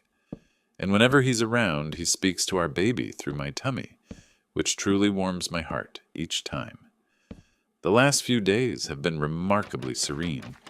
We haven't brought up any family issues whatsoever. Richard gets in touch now and then, but that's our sole connection with his family. However, today, Nate inquired if I'd be okay with him speaking to Caroline and Vanessa once more. I let him know I'd completely back that choice since I understand reconciliation matters to him. As we get ready to embark on this new phase of our lives in just a matter of weeks, releasing past pain feels like the most wholesome option. If he's prepared to pardon his mother and sister, I'm entirely supportive. We opted to phone Richard first for his viewpoint. He had already carefully restarted contact with Caroline and Vanessa a few days ago, not because everything was fixed, but because living in the same house with your wife without talking gets unsustainable after a period. Their interactions were polite, but certainly not restored to how they were. The same held true for his exchanges with Vanessa, who had been visiting often. Richard eagerly backed the notion of a family dinner, convinced it would help clear up the remaining tension. With his approval, we telephoned Caroline and suggested dinner for this weekend. She instantly assented and brought Vanessa into the call, who was just as keen. Therefore, this weekend, we'll all share dinner and ideally start mending these family hurts. I understand some might not agree with my choice to offer them another opportunity, but I have faith in second chances. Everyone, myself included, has required pardon at some time.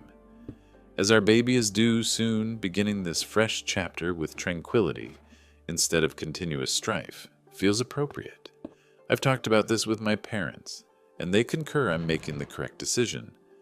I don't sense a need to justify my choice, but I wish to state up front that unfavorable remarks regarding reconciliation say more about the person making them than about me.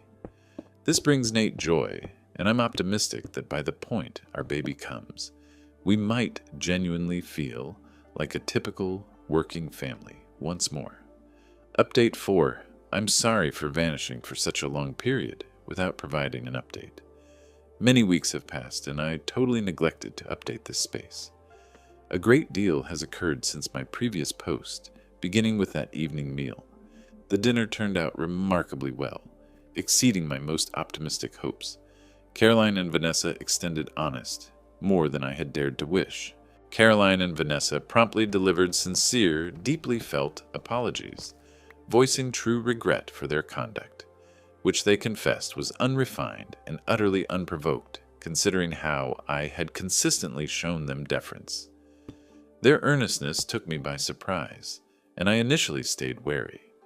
However, in the weeks after that meal, they displayed genuine transformation, visiting frequently, providing assistance with baby preparations, and steadily proving they wished to mend our bond. Once I observed this persistent endeavor, I slowly became open to pardoning them. Then, last week, I entered labor with both our families there for backing. When our daughter at last came, the delight in the room was immense, perhaps the most unadulterated happiness our families had known in months. From that point, existence with Nate and our daughter has been lovely. The delight in the space was massive, maybe the most unblemished joy our families had experienced in months. Ever since, our lives with Nate and our daughter have been wonderful. My parents, Richard and Caroline, and also Vanessa and her fiancé, have been remarkably helpful, dispatching presents and providing aid so Nate and I can concentrate fully on the infant. My life currently is entirely taken up by our newborn in the most wonderful way. I'm thankful that everything turned out well and that our daughter will mature surrounded by family members who cherish her. My little one is becoming restless, so I have to depart, but I wanted to impart that sometimes with patience and forgiveness. Even the most fractured family situations can mend. Now let's move on to the last story. My wife's sister Nora has been more than just a persistent problem. She's been an absolute whirlwind of trouble from the very start. And just when I thought we'd gotten through the toughest parts of her storms, she's returned with renewed force, trying to make our lives even unhappier than before. Let me offer some background. My wife and I first met each other while we were in college. Our backgrounds were truly worlds apart. She comes from a typically upper-middle-class family. Nice houses, frequent holidays, and never having to worry if the electricity would remain connected. Me? I grew up on the opposite side of that scale. To put it plainly, I had virtually nothing as a kid. Both my parents labored tirelessly every single day, but we were still just managing to stay afloat. And then they continued to have more children. I love my siblings, to be clear, but every new baby just strained our already limited means even further. Poverty wasn't just something that visited my family now and then. It was the air we breathed, the water we swam in. At our most difficult time, we were even without a home for a period. Believe me, that's an experience I wouldn't wish upon my fiercest foe. Not even on Nora, and that's quite a statement. Reflecting now, I can see that my parents truly did their utmost, given their limited resources. They gave up all they could for us children, which is why I hold no resentment toward them concerning our circumstances. But as I grew older and began to grasp the world more fully, I made a pledge to myself. I would not keep living in that cycle of poverty. I wasn't going to let that define my whole narrative. So I immersed myself in books. I studied until my eyes ached. I took on various jobs whenever I could locate them. I did everything humanly possible to alter the direction of my life.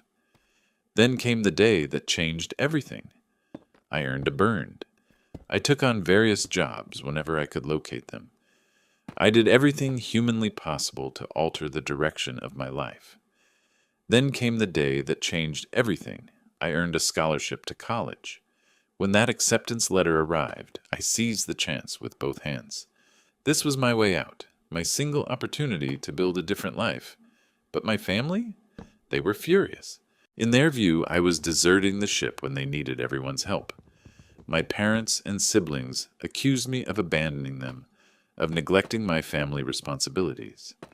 Their anger stung, but it didn't deter me. Deep down, I knew this was the correct choice for me, even if they couldn't yet perceive it. The day I encountered my wife in the college cafeteria, I felt as if someone had taken my breath away. She was breathtaking, not merely her appearance, though that was sufficient to make any man look twice, but her entire presence, her sharp mind, her compassion, the way she made everyone around her feel valued. But I instantly placed her in the far out of my league group. In my thoughts, a woman such as her merited someone who could offer her the world, someone from a secure family, who could spoil her and provide her with the comfortable existence she was accustomed to. And that certainly wasn't me, but life often surprises you in unexpected ways. She invited me on a date. I still recall my surprise when she approached me after class one day and proposed we get coffee sometime. From that initial date, the connection between us was clear, as if we'd known one another in a previous life or something similar. When I finally confessed to myself that I was deeply in love with this woman, I made a vow to her and to me. I pledged that I would labor harder than I'd ever done previously to construct a good life for us. I vowed that whatever it required, I'd ensure she possessed everything she merited, and I have adhered to those words every single day since. Of course, the journey wasn't entirely easy, particularly concerning her family. Her father was an excellent man right from the beginning. He looked beyond my less refined qualities and humble origins, and he endorsed our relationship from the very first day. But her mother, that's an entirely different matter. From the instant we met, my mother-in-law made it perfectly clear that she believed I was not good enough for her daughter. It didn't matter what I accomplished or how diligently I tried to win her approval. In her opinion, I would never be adequate for her cherished daughter. And then there was Nora, the expert of passive-aggressive remarks and rather obvious insults. I'll never forget the initial meeting with her and her mother. They didn't even attempt to conceal their contempt for me. They openly ridiculed my background, labeling me poor directly to my face, as if it were some jest. Nora was especially cruel. She actually possessed the audacity to caution my wife about me, implying that I might try to baby trap her simply to gain access to their family wealth. Can you imagine that? As though I were some sort of fortune-hunting swindler. It was among the most demeaning experiences I've ever undergone, causing me to feel somehow inferior in their perception. Each time her mother or Nora uttered one of their sarcastic comments, my wife would defend me instantly. She wasn't delicate about it either. She'd meet their gaze directly and tell them to stop, making it perfectly evident that she wouldn't endure anyone speaking about me like that, whether family or not. But despite her strong protection of me, their comments still hurt profoundly. Realizing that her family viewed me as some sort of lesser being was a hurt that took considerable time to mend. Following graduation, fortune finally began to favor me when I secured a stable job with decent pay and opportunities for advancement. My wife and I concluded it was time to progress further, so we cohabitated. From the very first day we lived together, I was resolved to look after her in every conceivable manner. Being able to support her financially felt as though I had at last accomplished something significant. I made sure to cover all our everyday costs myself, and any funds she earned went directly into our savings for our future ambitions. I toiled relentlessly, often spending extended hours at the office, all to guarantee she never lacked anything she desired or required. After 2 marvelous years of cohabiting, I sensed it was the appropriate moment to propose. When she agreed, I truly felt I could have floated off the ground. I had never been happier in my whole life. However, as you might have anticipated, not everyone was celebrating our engagement with champagne. My mother-in-law and Nora appeared as if they'd been tasting sour lemons when we shared the news. Nora, always the tactful one, informed my wife repeatedly that marrying me would be the gravest error of her life. A specific remark of hers has stayed with me throughout all these years. Nora, always the tactful one, informed my wife repeatedly that marrying me would be the gravest error of her life.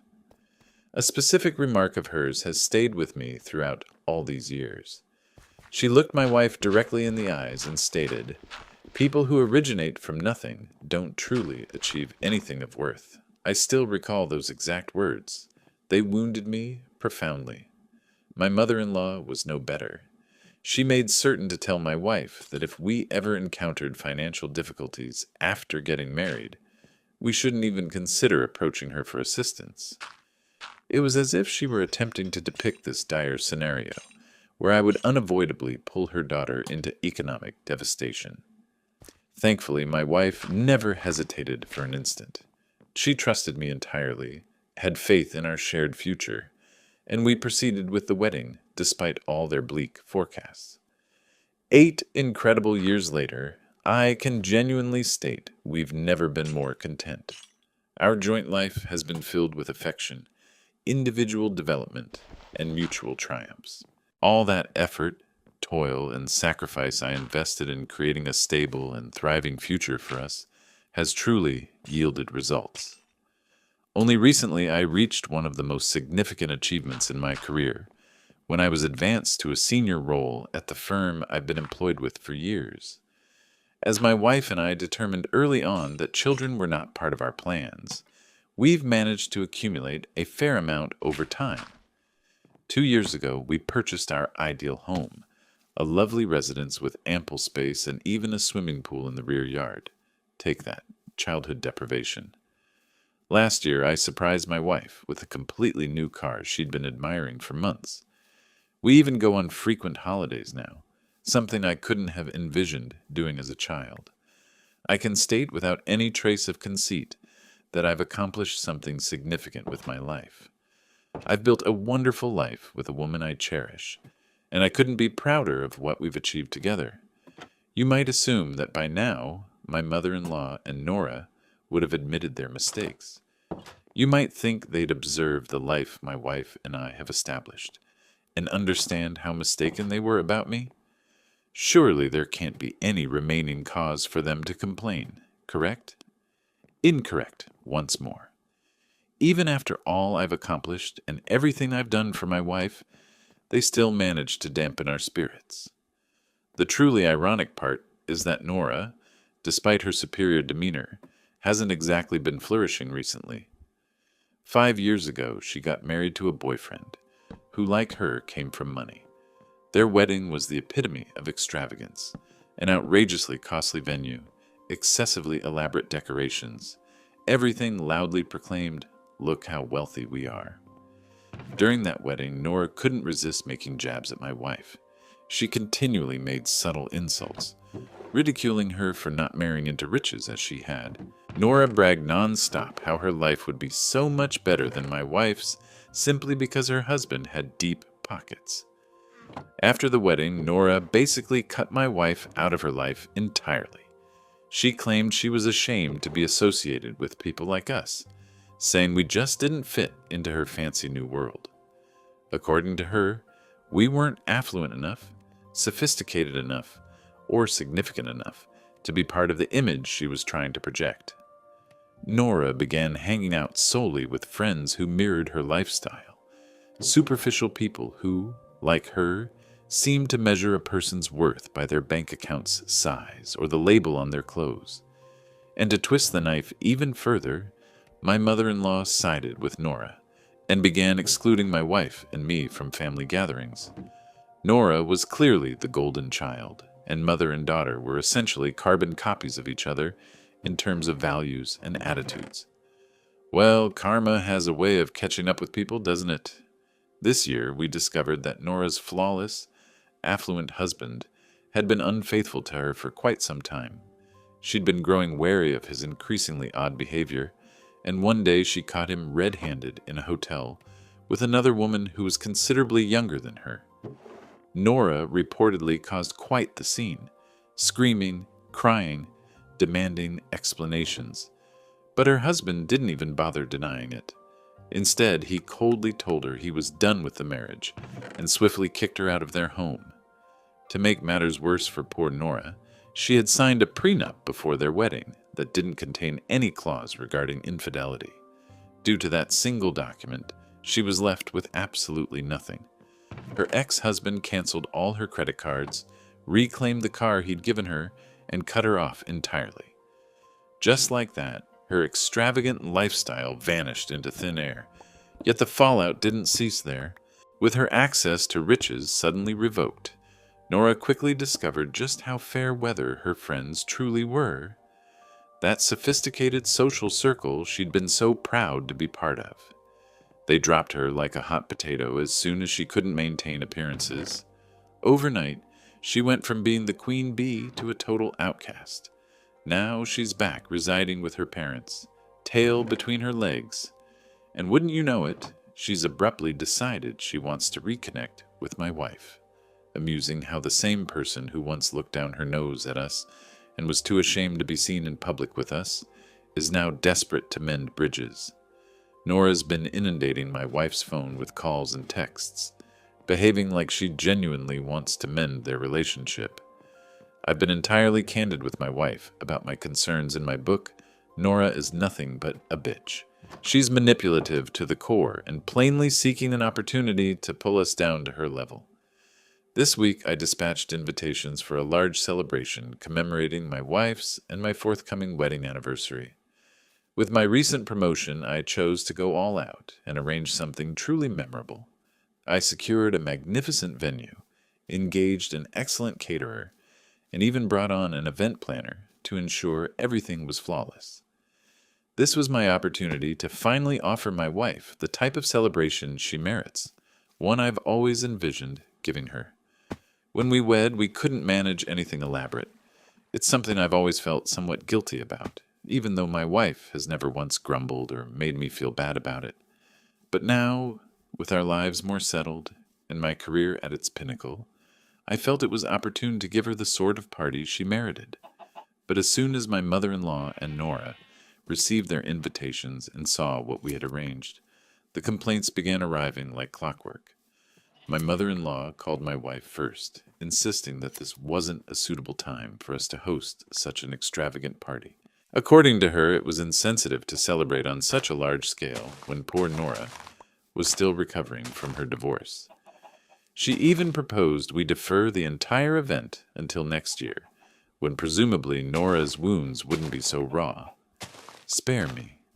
Nora also boarded the guilt train, accusing us of intentionally trying to display our happiness and wealth in her face while she was experiencing so much.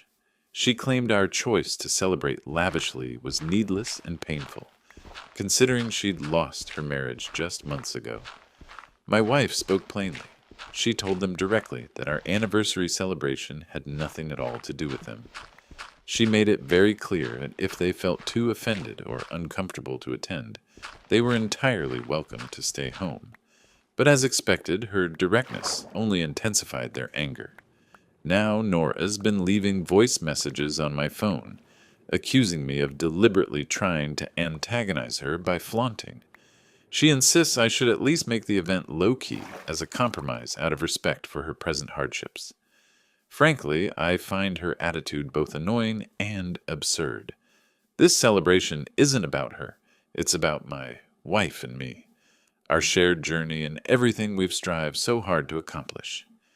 It's astonishing how Nora can somehow make our happiness all about her bad luck, and how my mother-in-law, who should be happy for her own daughter, chooses instead to condone Nora's immature conduct. So Reddit, am I wrong for celebrating our wedding anniversary?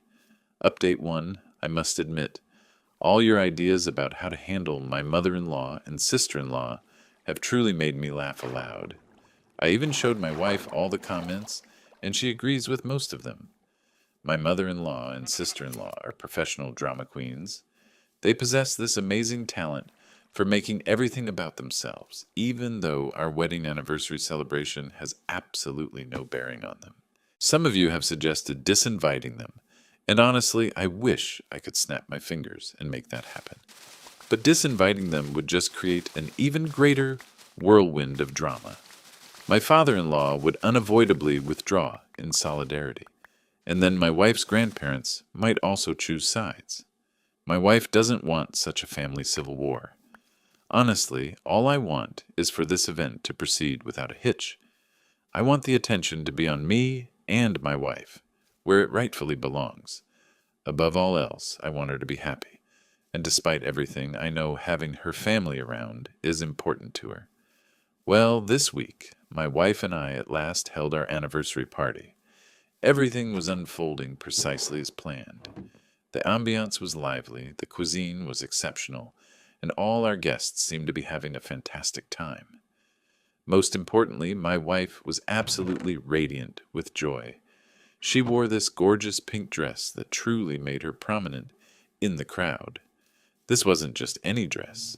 She had spotted it in a store months earlier, but opted not to purchase it because she thought the cost was too high. What she didn't know was that I'd covertly returned and bought it as a surprise for her. When I gave it to her a few days before the party, her face beamed with delight. Throughout the night, she got countless praises on her beautiful appearance. She was truly glowing, her happiness clear to everyone near her. Witnessing her so happy warmed my heart. It was precisely what I'd wished for when arranging this entire celebration. But naturally, Nora couldn't allow us to have one perfect evening. At some point during the evening, Nora came up to my wife with a glass of red wine in her hand. As she drew near, she accidentally spilled the whole glass all over my wife's lovely pink dress. Everyone close by gasped in horror. That magnificent dress, the one my wife was so delighted to wear, was utterly ruined instantly. I hurried to her side, frantically grabbing napkins to try and dab the stain, but it was futile. My wife appeared utterly devastated. Meanwhile, Nora didn't even provide a sincere apology or display any true regret. Instead, she behaved as if it were merely a harmless accident. But I couldn't shake the sense that it was entirely intentional. Her actions seemed calculated, like a perverse way to steal the spotlight from my wife on what should have been her special night. My wife, understandably upset, raised her voice at Nora for being so negligent, but Nora somehow managed to reverse the narrative and try to fault my wife, maintaining the spill was merely an accident and that my wife was overreacting. Some of my wife's cousins who saw the whole thing quickly stepped in, telling Nora that she should apologize appropriately instead of getting defensive. This only seemed to fuel Nora's anger, and her behavior grew even more entitled and combative. My wife pointed out that the wine stain wasn't coming out and that her beautiful dress was now utterly ruined. However, Nora, in a pathetic attempt to brush off the whole situation, lightly commented that even if the dress was ruined, we could easily afford to purchase another if we chose to. She dared to tell my wife to cease crying and not create further drama. At that point, I'd reached my limit of Nora's total lack of accountability. I informed her directly that she had no right whatsoever to speak to my wife that way, and I stated plainly that I was not going to pay for another dress. If anyone ought to be responsible for replacing it, it was her. She had ruined it, so it was just fair that she should pay for it. Nora sneered at my suggestion, visibly offended that I would presume to confront her so explicitly. My wife supported me fully. She told Nora that her refusal to apologize plainly showed the spill was not an accident. She highlighted the absurdity of Nora suggesting that we should simply purchase another dress, rather than her taking responsibility for her conduct. Nora, stubborn as ever, tried to justify her behavior, but then mother-in-law came rushing to her precious daughter's defense like a mama bear protecting her cub. Mother-in-law started yelling at us, claiming we were being petty by asking Nora to apologize publicly when she hadn't even done anything that serious. She scoffed and accused my wife of trying to unnecessarily humiliate her sister. My wife calmly told her mother that she was willing to drop the whole issue if Nora would just apologize sincerely, but true to form, Nora flat out refused. By this point, I was completely fed up. I had tried to be civil, tried to reason with them, but the situation was spiraling out of control. I couldn't stand watching them turn our celebration into a showcase of childish behavior. My patience had officially run out, and I turned to Nora and said firmly, "I'll be sending you the bill for the dress. If you don't pay it, I'll take you to small claims court." I wasn't playing around anymore. That's when my mother-in-law jumped back in, continuing to defend her daughter. She had the audacity to say that the dress was too expensive for Nora to possibly pay for, as if that somehow excused what had happened. I told my mother-in-law in no uncertain terms to shut her mouth and stop enabling Nora's irresponsible behavior. I then asked both my mother-in-law and sister-in-law to leave the party immediately. I told them they were ruining the atmosphere for everyone else and embarrassing themselves in the process. At this point, my father-in-law, mother-in-law, and Nora all stormed out in a huff. My father-in-law had to leave with them since he was their ride.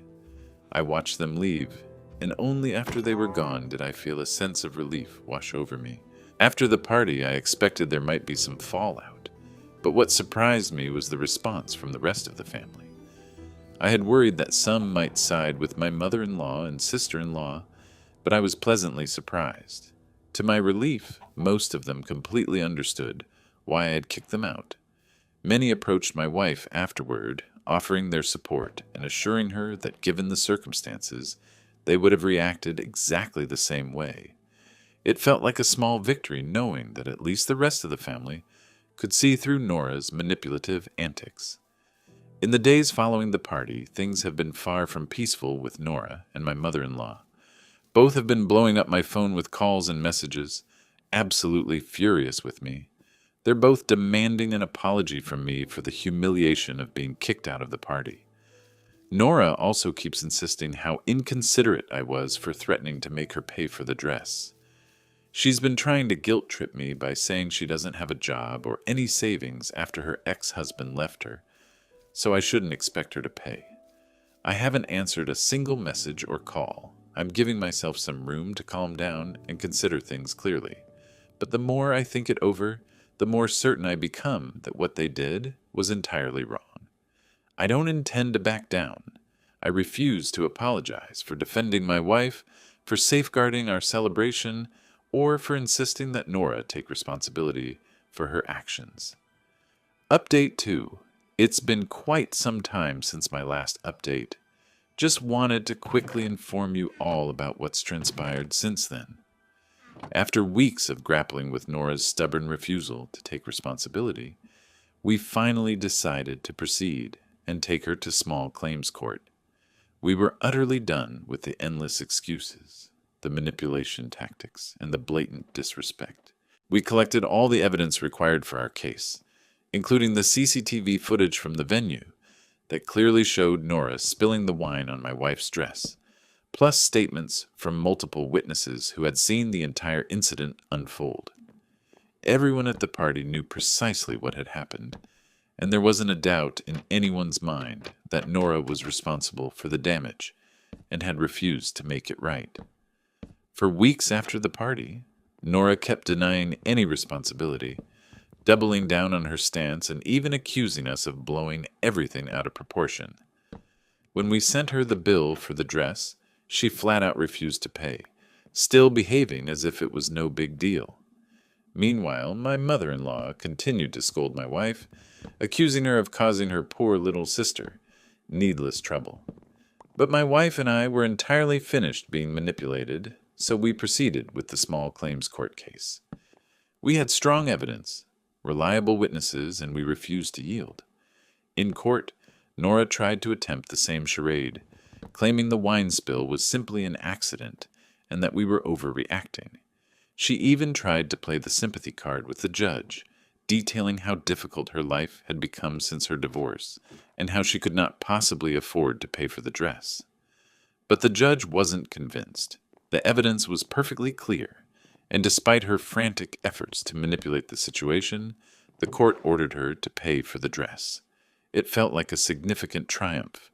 For once in her life, Nora was truly being held accountable for her actions. She made a complete. For once in her life, Nora was truly being held accountable for her actions. She made a complete fool of herself in that courtroom, and I'd be lying if I said I didn't feel a profound sense of satisfaction seeing her finally face some consequences. Even after the verdict, Nora has yet to apologize. My mother-in-law has, as expected, sided with her, but honestly, at this point, it doesn't matter in the least. The legal victory says a great deal, and my wife and I prevailed fairly and squarely. Update 3.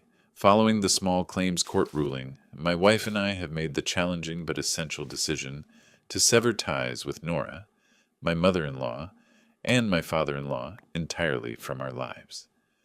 The whole experience, from the wine incident to the court case, has made it excruciatingly clear just how toxic and manipulative they all are. While my father-in-law did not actively engage in their awful behavior, he has stayed entirely quiet throughout this entire situation. Never once has he stood up for my wife or offered any support for us. His silence speaks volumes about where his loyalties lie. At this point, both my wife and I are utterly drained by the constant negativity and complete lack of accountability from her relatives. Every single time we've attempted to have a reasonable conversation with them, they've either deflected blame or tried to make us feel guilty for their actions. The way they treat us, especially my wife, goes beyond hurtful. It's downright toxic. Severing ties with them has been painful for my wife, but she understands that prioritizing her own well-being first is essential. Update 4. It has been 4 months since my previous update, and for the past 7 months, my wife and I have maintained absolutely no contact with her family.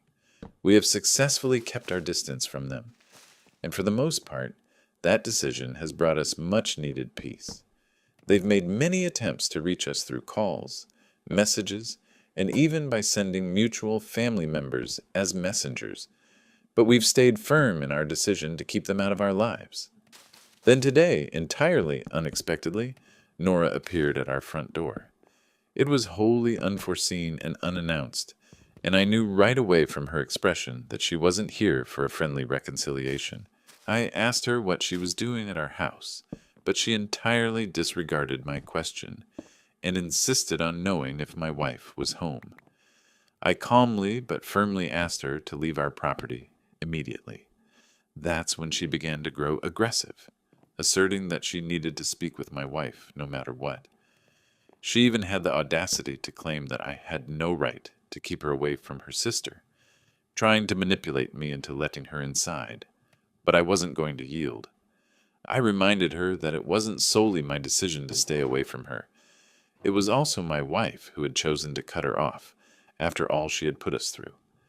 For years, Nora had regarded us as inferior, continually belittling my wife, uttering cruel remarks about our relationship, and only appearing when it was convenient for her.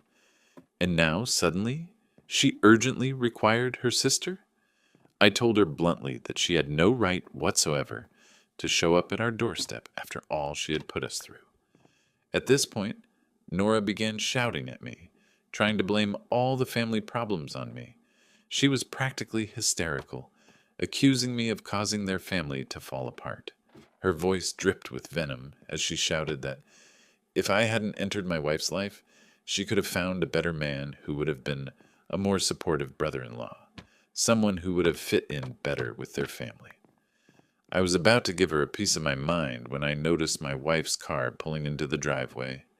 She stepped out and at once glanced over, clearly puzzled to see her sister standing at our door. My wife hurried over to me, with concern etched on her face, as she inquired if everything was all right. She could plainly sense the tension in the air. Nora, noticing my wife's approach, immediately changed her approach and began acting all sweet and affectionate, as if no issues had ever existed between them. My wife coolly inquired what she wanted and why she was there to begin with. Nora, unfazed by the cold welcome, attempted to play the victim and requested my wife to speak with her alone. But my wife wasn't having any of it. Immediately, she told Nora that whatever she had to say could be said in front of me.